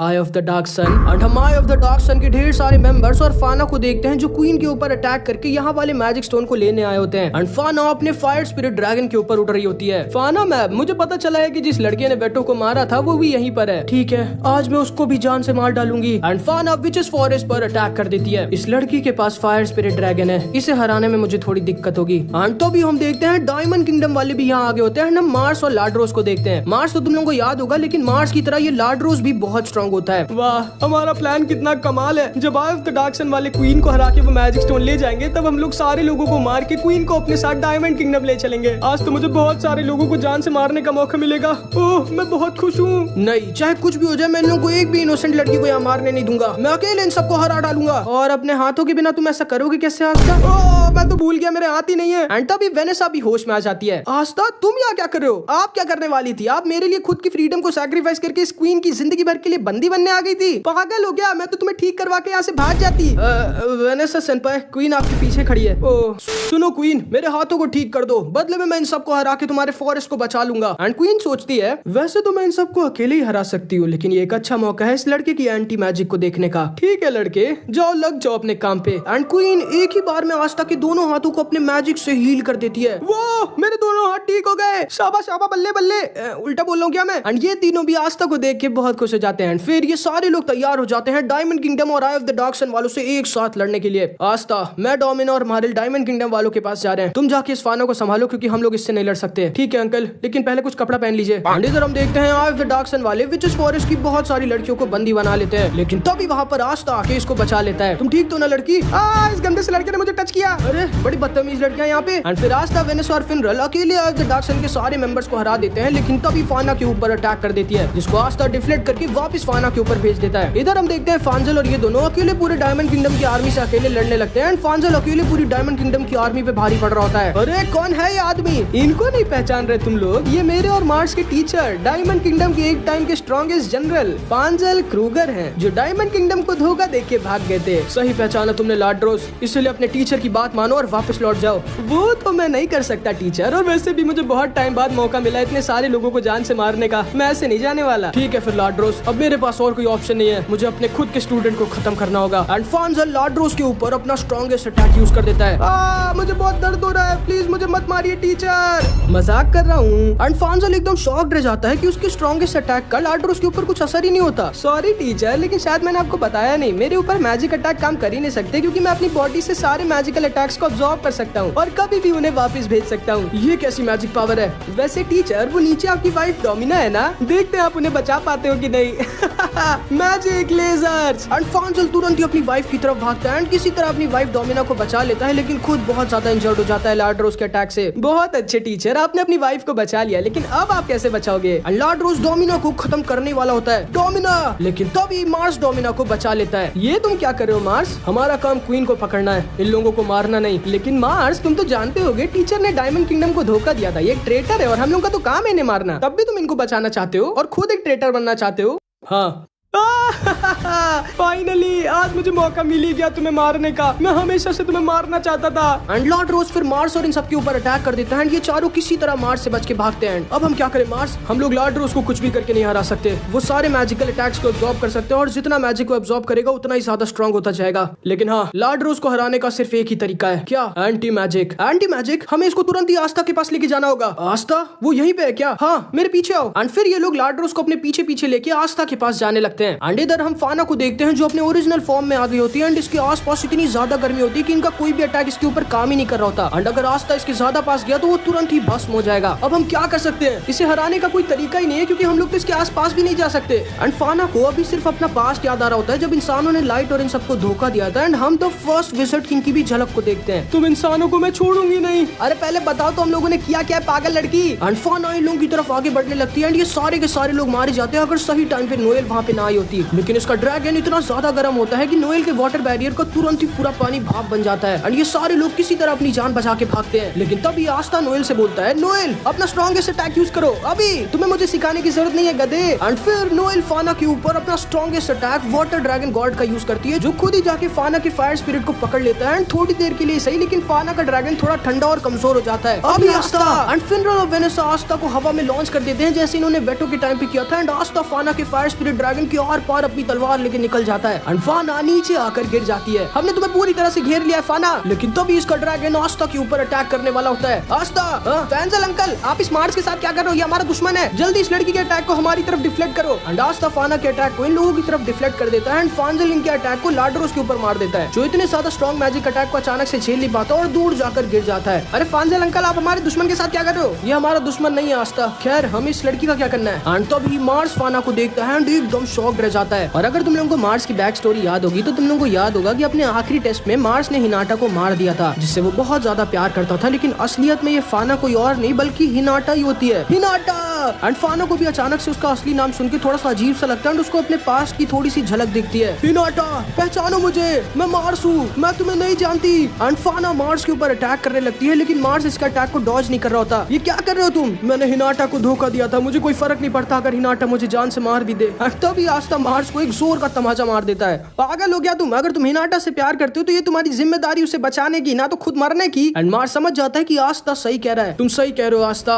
हिनाटा, मुझे पहचानो, दूर रहो मुझसे। एंड ये दोनों किसी तरह फाना की तरफ बढ़ने लगते हैं एंड दोनों गर्मी के मारे जलने लगते हैं। लेकिन तभी मार्स अपना फायर हीलिंग मैजिक यूज करता है एंड ये दोनों ठीक हो जाते हैं। एंड तभी आस्था अपनी स्वॉर्ड से हिनाटा के फायर स्पिरिट ड्रैगन को खत्म कर देता है। एंड तभी मार्स जाके हिनाटा को गले लगा लेता है। प्लीज मुझे माफ कर दो हिनाटा, मुझे याद करो, हमने एक दूसरे से प्रॉमिस किया था कि हम दोनों साथ में पूरी दुनिया देखेंगे। एंड तभी हिनाटा जोर से चिल्लाने लगती है एंड तभी हिनाटा की थर्ड आई गायब हो जाती है। एंड तभी हिनाटा होश में आ जाती है एंड उसको अपनी सारी मेमोरीज याद आ जाती हैं। अरे मार्स, तुम इतने बड़े कैसे हो गए? जिसको सुनते ही मार्स रोने लगता है एंड ये दोनों एक दूसरे को गले लगा लेते हैं। एंड असलियत में जब हिनाटा को मार्स ने मार दिया था और वो वहाँ से चला गया था तब हिनाटा मरी नहीं थी। तभी वहाँ पर लाइट आ गया था जिसने हिनाटा को हील करके उसको फाना की मेमोरीज दे दी थी एंड उसके साथ ही हिनाटा को एक फायर स्पिरिट ड्रैगन भी दे दिया था। मैं तुम दोनों के लिए बहुत खुश हूँ मार्स, हिनाटा। एंड ये सारे के सारे लोग बहुत खुश होते हैं, लेकिन तभी अचानक से इन लोगों के ऊपर बहुत सारे लेजर अटैक्स आ जाते हैं। बचो सब! एंड उन लेजर अटैक से ये सारे के सारे लोग बहुत इंजर्ड हो जाते हैं एंड मार्स भी हिनाटा को बचाने के चक्कर में बहुत इंजर्ड हो जाता है। एंड असलियत में लाड्रोस अभी तक मरा नहीं होता। वो इन सब के पास आके दोबारा से इन लोगों के ऊपर अटैक कर देता है, लेकिन आस्था इन सबको किसी तरह बचा लेता है एंड लाड्रोस के ऊपर अपनी स्वॉर्ड फेंक देता है जो सीधे जाके लाड्रोस के सीने के अंदर घुस जाती है।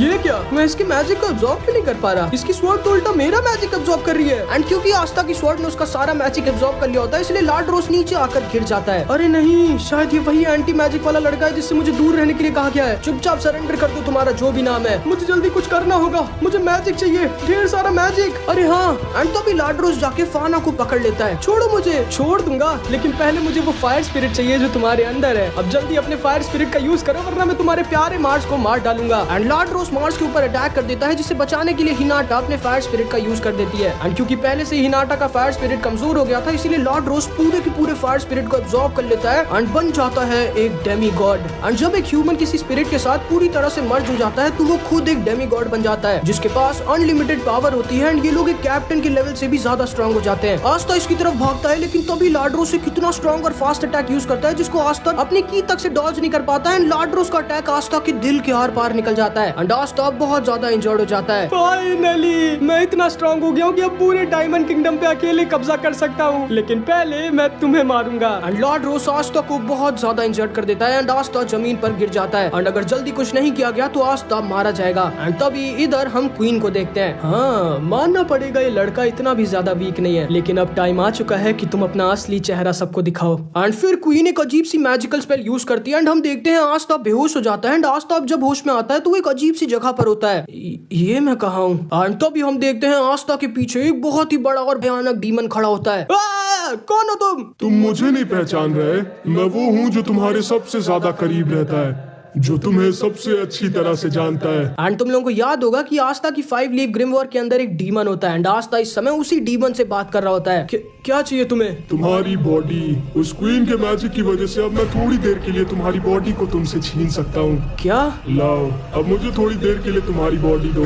नहीं। एंड तभी आस्था बेहोश हो जाता है एंड आस्था का डीमन आस्था की बॉडी में होश में आ जाता है। आस्था का दिल इतना तेज धड़कने लगता है कि लाड्रोस को यहाँ तक उसकी आवाज सुनाई देने लगती है। आसपास का पूरा मौसम बदल जाता है एंड आस्था के अंदर से एक अजीब सी मैजिकल पावर निकलने लगती है एंड आस्था की बॉडी में आस्था का डीमन जाग जाता है जो आस्था के दिल को पूरी तरह से हील कर देता है। ये कैसी मैजिकल पावर है? ये मैजिकल पावर ये आस्था की नहीं है। तुमने चाहे जो भी पावर अवेकन कर लियो लेकिन तुम मुझे नहीं हरा सकते क्योंकि मैं एक डेमी गॉड हूँ इस समय। एंड लाड्रोस आस्था के ऊपर अटैक कर देता है लेकिन आस्था तो वहाँ पर था ही नहीं। आस्था तो हजारों मीटर ऊपर हवा में होता है एंड आस्था उल्टा इसके ऊपर अटैक कर देता है एंड आस्था अपने डीमन फॉर्म में उड़ भी सकता है भाई। लाड्रोस आस्था का पीछा करता है एंड कंटिन्यू आस्था पर अटैक करता है, लेकिन आस्था पे इसके एक भी अटैक का असर हो ही नहीं रहा होता क्योंकि आस्था की तो पूरी बॉडी इस समय एंटी मैजिक कमिट कर रही होती है एंड आस्था इस समय इतना ज्यादा फास्ट होता है कि नॉर्मल आइज उसको देख ही नहीं सकती थी। ये क्या हो रहा है? ये लड़का मुझसे भी ज्यादा फास्ट कैसे है? मैं तो एक डेमीगॉड हूँ। एंड तभी आस्था लाड्रोस को पकड़ लेता है, नीचे जमीन पर फेंक देता है एंड लाड्रोस किसी तरह बचता है। ये क्या हो रहा है? लेकिन तभी लाड्रोस देखता है आस्था उसकी तरफ अपनी स्वॉर्ड लेके आगे बढ़ रहा होता है। लाड्रोस समझ जाता है कि नहीं, ये कोई मामूली लड़का नहीं है इस समय, ये अभी कोई और ही है, कोई बहुत ज्यादा खतरनाक। लाड्रोस अपना स्ट्रॉन्गेस्ट अटैक इसके ऊपर यूज करता है, लेकिन आस्था तो वहाँ था ही नहीं। आस्था तो लाड्रोस के ठीक ऊपर होता है। ये दोबारा से अपना अटैक यूज करता है, लेकिन आस्था के ऊपर इसकी फायर अटैक्स का कुछ असर ही नहीं हो रहा होता एंड आस्था इसके पीछे पीछे आने लगता है एंड अब भाई लाड्रोस कुत्तों की तरह भागता है, जितना तेज वो भाग सकता था। लेकिन आस्था के डीमन लाड्रोस को कहाँ छोड़ने वाला था। लाड्रोस डर के मारे जोर से चिल्लाता है, दूर रहो मुझसे, आखिर कैसे? तुम मुझसे ज्यादा स्ट्रॉन्ग कैसे हो? मैं तो एक डेमीगॉड हूँ। हाँ सही कहा तुमने बेवकूफ आदमी, तुम एक डेमीगॉड हो और बहुत ज्यादा स्ट्रॉन्ग हो, लेकिन तुम्हें जो अभी खत्म करने वाला है वो खुद एक डीमन है जिसको खुद गॉड के अलावा कोई मार ही नहीं सकता। नहीं। एंड आस्था अपनी तलवार को लाड्रोस के आर पार निकाल देता है एंड लाड्रोस के अंदर के फायर स्पिरिट को जान से मार देता है एंड लाड्रोस नीचे आकर गिरने लगता है एंड आस्था के डीमन ने एक तरफा एक डेमीगॉड को हरा दिया होता है। भाई मतलब तुम लोग समझ पा रहे हो आस्था कितना ज्यादा स्ट्रॉन्ग है इस समय। एंड तभी आस्था का डीमन लाड्रोस की तरफ आगे बढ़ता है उसको पूरी तरह से खत्म करने के लिए। नहीं, आखिर कौन है ये मेरा आस्था नहीं है। ठीक है, मैं तैयार हूँ मरने के लिए। लेकिन तभी आस्था होश में आ जाता है। अरे तुम अपने आप कैसे हार गए? इसको सुन के लाड्रोस पागल हो जाता है एंड जोर जोर से हंसने लगता है एंड क्वीन आ जाती है। ओ क्वीन, देखो मैंने अपना वादा पूरा किया, तुमने मेरे हाथ ठीक किए जिसके बदले मैंने इन सबको हरा के तुम्हारे फॉरेस्ट को बचा लिया। अब हमारा हिसाब बराबर। लेकिन हाँ, मेरी एक रिक्वेस्ट और है, क्या तुम हम सबको फिर से एक बार हील कर सकती हो? वैसे तो मुझे तुम्हारी कोई जरूरत नहीं थी, लेकिन मानना पड़ेगा कि तुम बहुत स्ट्रॉन्ग हो। एंड तभी क्वीन एक अजीब सी मैजिक स्पेल यूज करती है एंड आस्था के अलावा इन सारे लोगों को अपने ब्लड क्रॉस मैजिक से पकड़ लेती है, जिससे ये सारे लोग कुछ भी करके नहीं छूट सकते थे। ये तुम क्या करियो क्वीन? एंड तभी अचानक से आस्था की पूरी बॉडी बहुत ही ज्यादा दर्द करने लगती है एंड अब जाके क्वीन अपनी मैजिकल पावर दिखाती है जो कि बहुत ही ज्यादा डरावनी और खतरनाक होती है। मुझे पता था कि तुम्हारा एंटी मैजिक डीमन स्ट्रॉन्ग होगा, लेकिन इतना स्ट्रॉन्ग ये नहीं पता था, इसीलिए आज से तुम अपनी पूरी जिंदगी के लिए मेरे नौकर बन के रहोगे। एंड क्वीन आस्था के ऊपर अपना ब्लड पपेट मैजिक यूज करती है एंड आस्था और उसके डीमन को अपना पपेट बना लेती है, जिसकी वजह से आस्था को क्वीन अब अपनी मर्जी से यूज कर पाएगी। अरे नहीं, तो ये क्वीन का स्टार्टिंग से प्लान था आस्था के एंटी मैजिक को खुद का बनाना। मैं भले ही उस एंटी मैजिक स्वॉर्ड को यूज नहीं कर सकती, लेकिन मैं तुम्हारे जरिए उस एंटी मैजिक स्वॉर्ड का यूज करूंगी। एंड आस्था बेहोश हो गया होता है एंड क्वीन के पूरे कंट्रोल में आ गया होता है। छोड़ दो उसे प्लीज। अरे नहीं, जाओ मेरे पपेट, इन सबको जान से मार डालो और सबसे पहले उस लड़की को। एंड आस्था नोएल की तरफ अपनी स्वॉर्ड लेके आगे बढ़ने लगता है। नहीं आस्था। एंड आस्था नोएल के ऊपर अपनी स्वॉर्ड चला देता है, लेकिन आस्था की स्वॉर्ड बीच में ही रुक जाती है क्योंकि आस्था के अंदर की विल पावर इतनी ज्यादा स्ट्रॉन्ग होती है कि आस्था भले ही बेहोश होता है, लेकिन फिर भी वो नोएल को हर्ट नहीं करना चाहता था। वाह, तुम्हारी विल पावर तो सच में बहुत स्ट्रॉन्ग है। तुम मेरे मैजिक से बेहोश होने के बावजूद भी अपनी बॉडी को किसी तरह कंट्रोल कर पा रहे हो, लेकिन तुम्हारी विल पावर मेरे मैजिक पावर के सामने कुछ भी नहीं। एंड आस्था फिर से नोएल को खत्म करने के लिए आगे बढ़ने लगता है। प्लीज रुक जाओ क्वीन, इन सबको छोड़ दो। मैं कसम खाती हूँ मैं जिंदगी भर तुम्हारे साथ तुम्हारी गुलाम बन के रहूंगी। मुझे अब तुम्हारी कोई जरूरत नहीं है वेनेसा। हाँ, भविष्यवाणी ने मुझे बताया था कि तुम्हारे अंदर एक ऐसी मैजिकल पावर आएगी जिससे तुम खुद किस्मत को बदल सकोगी, लेकिन तुम्हारे अंदर अभी तक वो मैजिकल पावर नहीं आई और मुझे लगता है कि वो मैजिकल पावर तुम्हारे अंदर कभी भी नहीं आएगी। लेकिन अब मेरे पास ये एंटी मैजिक पपेट है जिसका यूज कर अगर मैं चाहूँ तो मैं पूरी दुनिया पर राज कर सकती हूँ। प्लीज रुक जाओ क्वीन, अब खत्म कर दो उस लड़की को।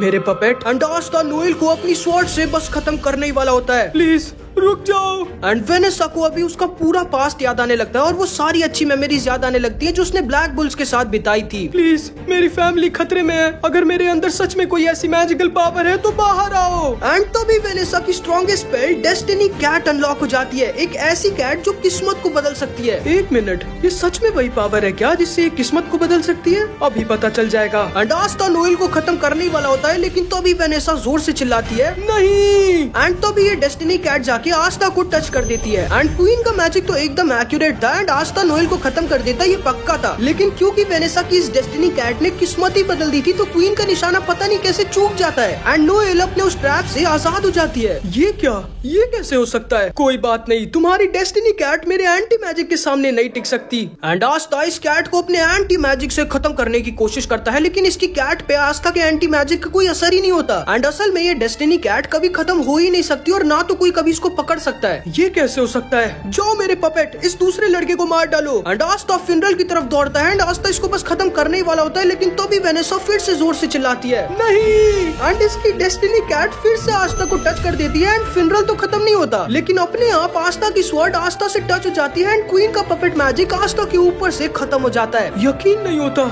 ये तो सच में वो डेस्टिनी कैट है जो इसके मालिक के हिसाब से किस्मत को बदल सकती है।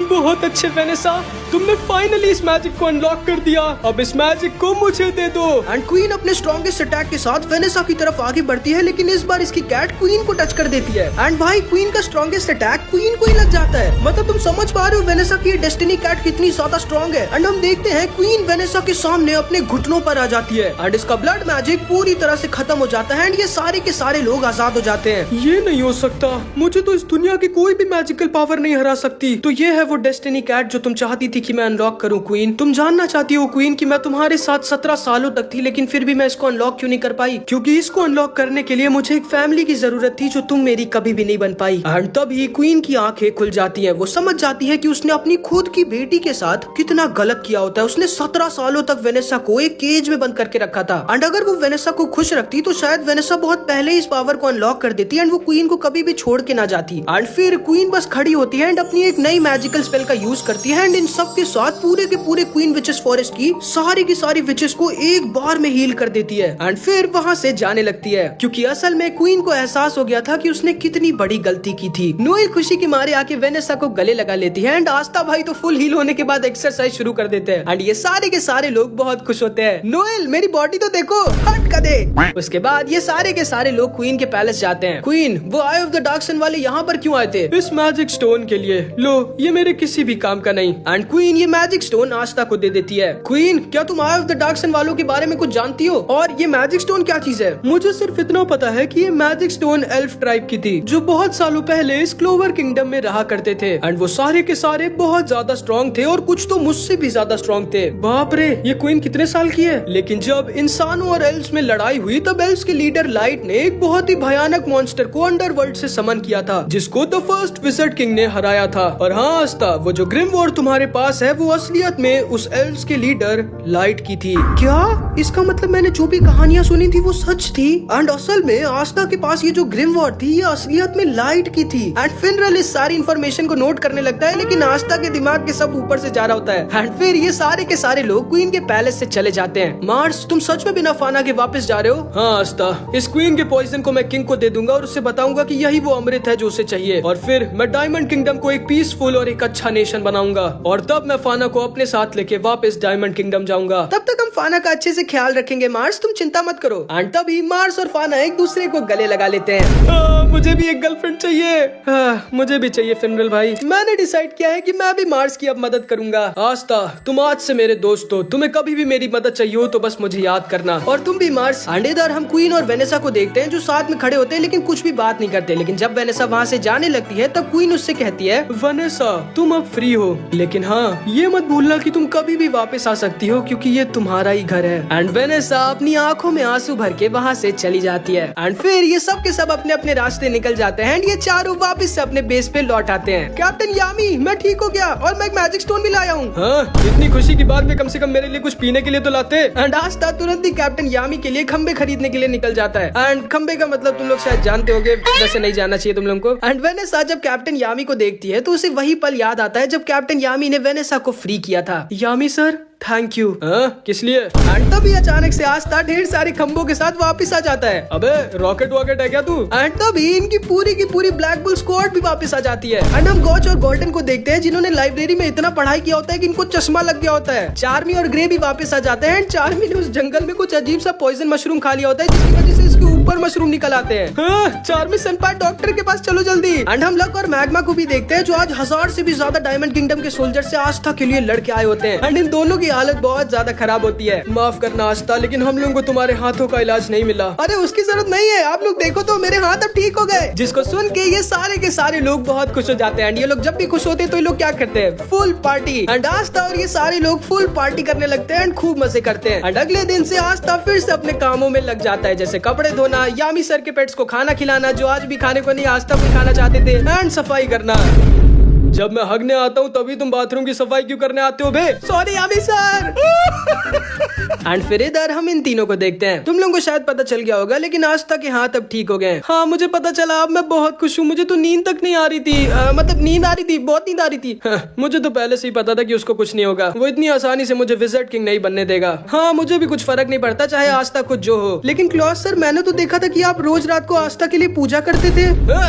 क्या बोल रही हो? कुछ भी मत बको मिमोसा, ये झूठ है। इसके बाद हम देखते हैं यामी सर आके विज़र्ड किंग को वो मैजिक स्टोन दे देते हैं जो आस्था क्वीन के पास से लेके आया था। यामी, हमें पता चला है कि आई ऑफ द डार्क सन वाले हम पर फिर से जल्द ही अटैक करने वाले हैं। करने दो ने जूलियस, हम तैयार हैं। इसके बाद हम देखते हैं इन लोगों के दिन बहुत ही नॉर्मल और पीसफुल बीतने लगते हैं। यार मैं तो बहुत बोर हो रहा हूँ। हाँ मैं भी मैग्मा सेनपाई, पता नहीं मुझे कब कोई मिशन मिलेगा। लेकिन तभी यामी सर इन लोगों के पास अजीब से कपड़े पहन के आ जाते हैं। ओए गधो, तैयार हो जाओ, आज है स्टार फेस्टिवल। हाँ यामी सर, फेस्टिवल क्या होता है? मैं तुम्हें बताता हूँ आस्था, फेस्टिवल मतलब फेस्टिवल। आपने तो कुछ भी नहीं बताया। फिर फिनरल और नोएल आस्था को स्टार फेस्टिवल के बारे में बताते हैं। स्टार फेस्टिवल एक बहुत ही बड़ा फेस्टिवल होता है जो क्लोवर किंगडम में साल में एक बार होता है, जिसमें विज़र्ड किंग सारे के सारे मैजिक नाइट स्क्वाड्स को उनकी नई रैंक्स बताते हैं। ओह, हमारी स्क्वाड कौन सी रैंक पे आई थी पिछले साल? एंड असल में ब्लैक बुल स्क्वाड हमेशा स्टार्टिंग से लास्ट पे ही आई है, एंड इसीलिए सबके सब ब्लैक बुल स्क्वाड की हमेशा बुराई करते हैं। इसके बाद हम देखते हैं ये सारे के सारे लोग शाम को स्टार फेस्टिवल जाते हैं, जो कि बहुत ही ज्यादा खूबसूरत और कमाल होता है। एंड दुनिया भर के लोग उस फेस्टिवल में आए होते हैं। ओह, मैं जा रही हूँ ढेर सारा खाने, और मैं जा रही हूँ ढेर सारा पीने।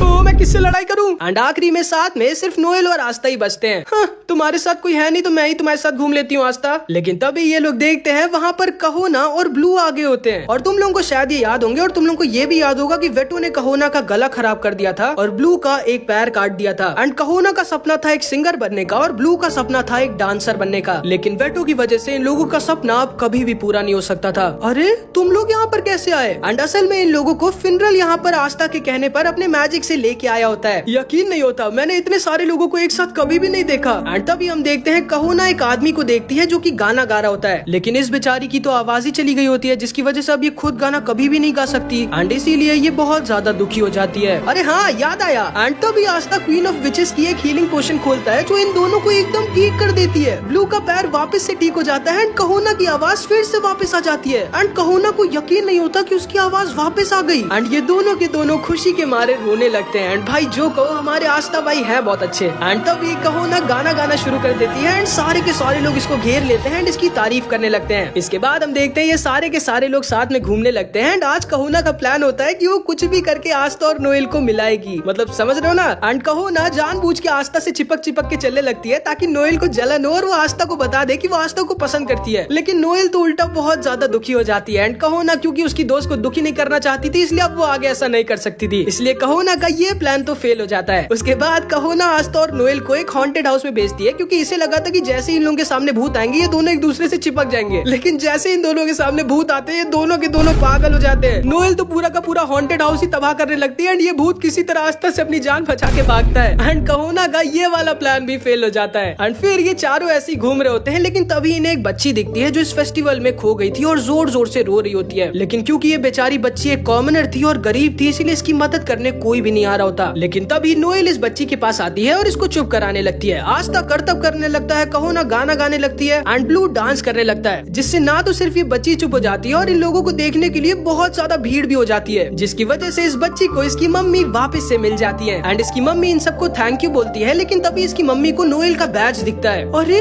आप तो रॉयल सिल्वर फैमिली की मेंबर नोएल सिल्वा है, जिसको सुन के ये सारे के सारे लोग शॉक्ड रह जाते हैं कि आखिर इतनी ज्यादा बड़े रॉयल फैमिली की मेंबर इस कॉमनर की मदद क्यों कर रही है। जिसपे नोएल इन सबसे कहती है, ध्यान से सुनो तुम लोग, भले ही हम रॉयल्स और अमीर हैं, लेकिन इसका ये मतलब नहीं कि हम कॉमनर्स को अपने से नीचे देखें। हमारी तरह कॉमनर्स भी एक इंसान है जिनके पास हमारी तरह जीने का और मजे करने का हक है। जिसको सुन के ये सब के सब बहुत खुश हो जाते हैं एंड ये बच्ची तो भाई नोएल की फैन हो जाती है। एंड कहोना सही मौके का फायदा उठा के आस्था से पूछती है, आस्था तुम्हें नोएल कैसी लगती है? जिसपे आस्था बोलता है, हाँ नोएल नोएल मुझे बहुत अच्छी लगती है। जिसपे नोएल शर्म के मारे लाल हो जाती है एंड आस्था को हवा में उड़ा देती है। ये क्या बोल रहे हो तुम गधे? एंड मैग्मा आस्था के ऊपर ही पटाखा फोड़ देती देता है। हाँ, इन लोगों का कुछ नहीं हो सकता, ये दोनों के दोनों एक नंबर के बुद्धू हैं। एंड हमारे आस्था भाई कहीं एकदम दूर जाके गिरते हैं। एंड जब आस्था उठता है तो देखता है यामी सर और उसके राइवल कैप्टन जैक की लड़ाई हो रही होती है, लेकिन वो असली वाली लड़ाई नहीं, इन दोनों के बीच कंपटीशन हो रहा होता है कि कौन ज्यादा खाना बेचेगा। एंड यामी सर की मदद आस्था करने लगता है और कैप्टन जैक की सक्के।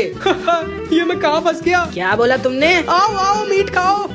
यहाँ ये आप सब और यामी सर की टेस्टी टेस्टी स्क्विड्स खाइए। ओए आस्था, जल्दी किसी कस्टमर को बुलाओ वरना मैं तुम्हें मार डालूंगा।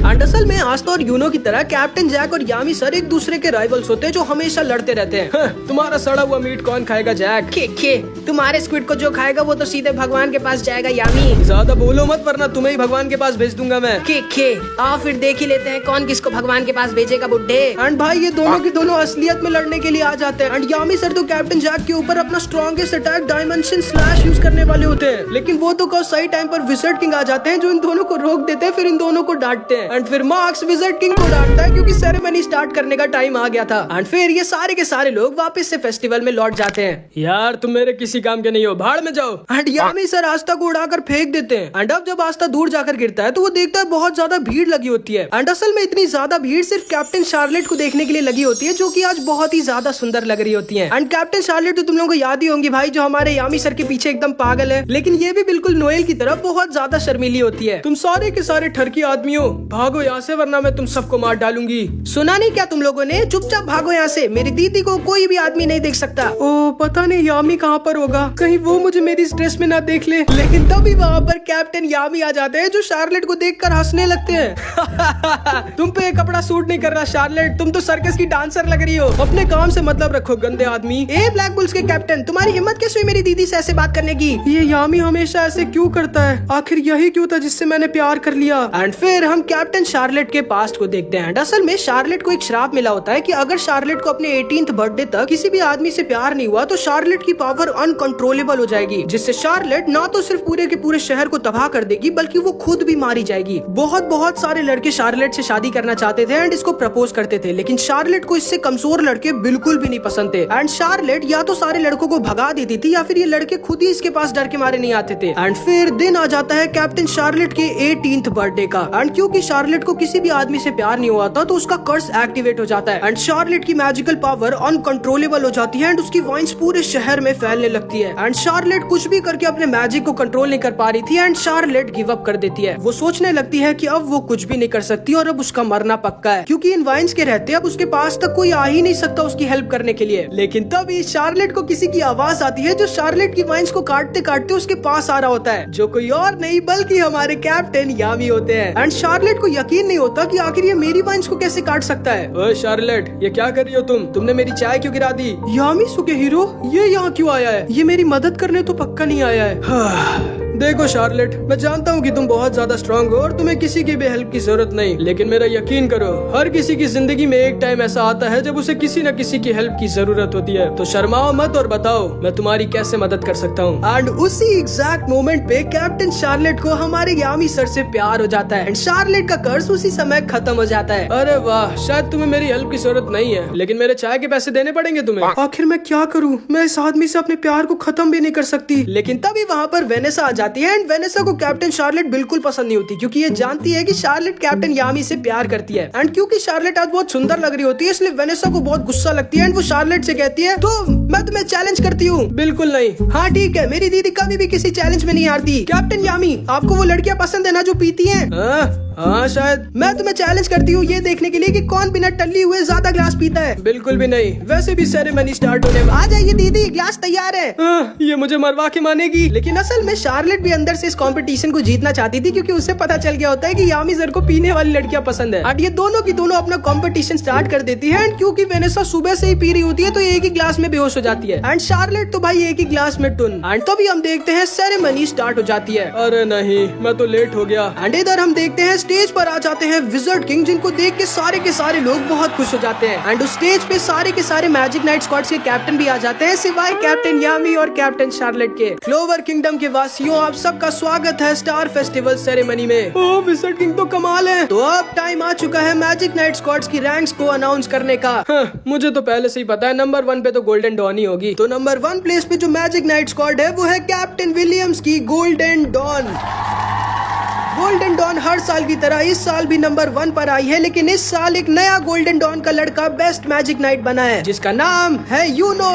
वो ये कितना हैंडसम है, ओ मेरा प्रिंस। एंड फिर इधर हम लांग्रिस और एल्काडोर को देखते हैं, जिन्हें यूनो से बहुत ज्यादा जलन हो रही होती है। एंड अपने भाई को स्टेज पे देख के आस्था बहुत ज्यादा खुश हो जाता है। एंड नंबर 2 पे जो मैजिक नाइट स्क्वाड है वो है, क्या लगता है नंबर 2 पे कौन सा स्क्वाड होगा? पता नहीं, लेकिन मुझे ये पता है कि ब्लैक बुल्स तो लास्ट पे ही होगी। ओ तुम तो ब्लैक बुल्स क्यों, तुम तो लास्ट ही आओगे। हाँ, हमें इस सेरेमनी से क्या लेना देना, हम तो लास्ट ही आएंगे। तो नंबर 2 पे जो मैजिक नाइट स्क्वाड है वो है ब्लैक बुल्स। एंड ये सारे के सारे लोग एकदम शॉक्ड रह जाते हैं कि भाई ब्लैक बुल्स कहाँ से नंबर 2 पर आ गई, ये क्या हो गया बे, ये हम जीत गए। लेकिन तभी हम देखते हैं ये सारे के सारे लोग कहने लगते हैं कि जरूर से ब्लैक बुल्स वालों ने चीटिंग की होगी, वरना ये लोग नंबर 2 पे कैसे आ सकते हैं। लेकिन तभी वहाँ पर रेबेका, कहना और ब्लू सबको बताने लगते हैं कि ब्लैक बुल्स ने उनकी कितनी मदद की है। मेरा यकीन करिए आप सब, ब्लैक बुल्स स्क्वाड डिजर्व करती है नंबर 2 पर रहना। इस साल की ब्लैक बुल्स की परफॉर्मेंस बहुत ही ज्यादा कमाल की थी, लेकिन पता नहीं क्यों अभी कोई ब्लैक बुल्स का मेंबर यहाँ स्टेज पे ऊपर क्यों नहीं है। ओए जल्दी से कोई ब्लैक बुल्स का मेंबर ऊपर स्टेज पे आओ। ओए तुम लोग तो ब्लैक बुल्स के हो भाई, तुम लोग वहाँ ऊपर नहीं जाना चाहते? हाँ, कहाँ पर है वो गधा? नहीं दोस्त, हम लोग वहाँ ऊपर नहीं जा सकते, क्योंकि वहाँ स्टेज के ऊपर जाना एक दूसरा लड़का डिजर्व करता है। एंड तभी यामी सर आस्था को उसकी रोब पहनाते हैं, कहते हैं जाओ आस्था। एंड यामी सर आस्था को सीधे उड़ा के स्टेज की तरफ फेंक देते हैं। एंड आस्था सीधा उड़ता हुआ इतने सारे लोग, इन सारे कैप्टन्स और विज़र्ड किंग के सामने अपनी स्वॉर्ड के साथ स्टेज पे लैंड करता है। एंड भाई आस्था एक बहुत ही ज्यादा धांसू एंट्री मारता है। एंड आस्था के सामने खड़ा होता है उसका भाई, उसका राइवल यूनो। मेरे प्यारे क्लोवर के वासियों, ये दोनों हैं इस साल के बेस्ट मैजिक नाइट्स, आस्था और यूनो। एंड ये सारे के सारे लोग इन लोगों की तारीफ करने लगते हैं, लेकिन तभी सेक के चिल्ला चिल्ला के सबको बोलने लगता है ये दोनों के दोनों तो कॉमनर्स हैं और उस आस्था के पास तो मैजिक ही नहीं है। एंड ये सारे के सारे लोग फिर आस्था और यूनो के बारे में गंदी गंदी बातें करने लगते हैं। इन लोगों को यकीन ही नहीं हो रहा होता कि ये दोनों कॉमनर्स आखिर कैसे बेस्ट मैजिक नाइट्स बन सकते हैं। ये दोनों तो कॉमनर्स हैं। विज़र्ड किंग ने जरूर से गलत डिसीजन लिया है। उस दूसरे वाले को तो देखो, उसके पास तो मैजिक ही नहीं है। इन दोनों को तो मैजिक नाइट होना ही नहीं चाहिए था। हटाओ इन दोनों को, हटाओ हटाओ। लेकिन तभी यूनो बोलता है बेल फुल पावर। एंड तो भी यूनो अपनी मैजिकल पावर अनलीश करता है, जो कि किसी कैप्टन से कम नहीं होती और बहुत ही ज्यादा स्ट्रांग होती है। इन सबको अपनी आंखों पर यकीन नहीं हो रहा होता कि एक कॉमनर के पास कैसे इतनी ज्यादा मैजिकल पावर है। एंड यूनो की मैजिकल पावर को देख के ये सारे के सारे कैप्टन्स भी शॉक्ड रह जाते हैं। आस्था दिखा दो इन सबको।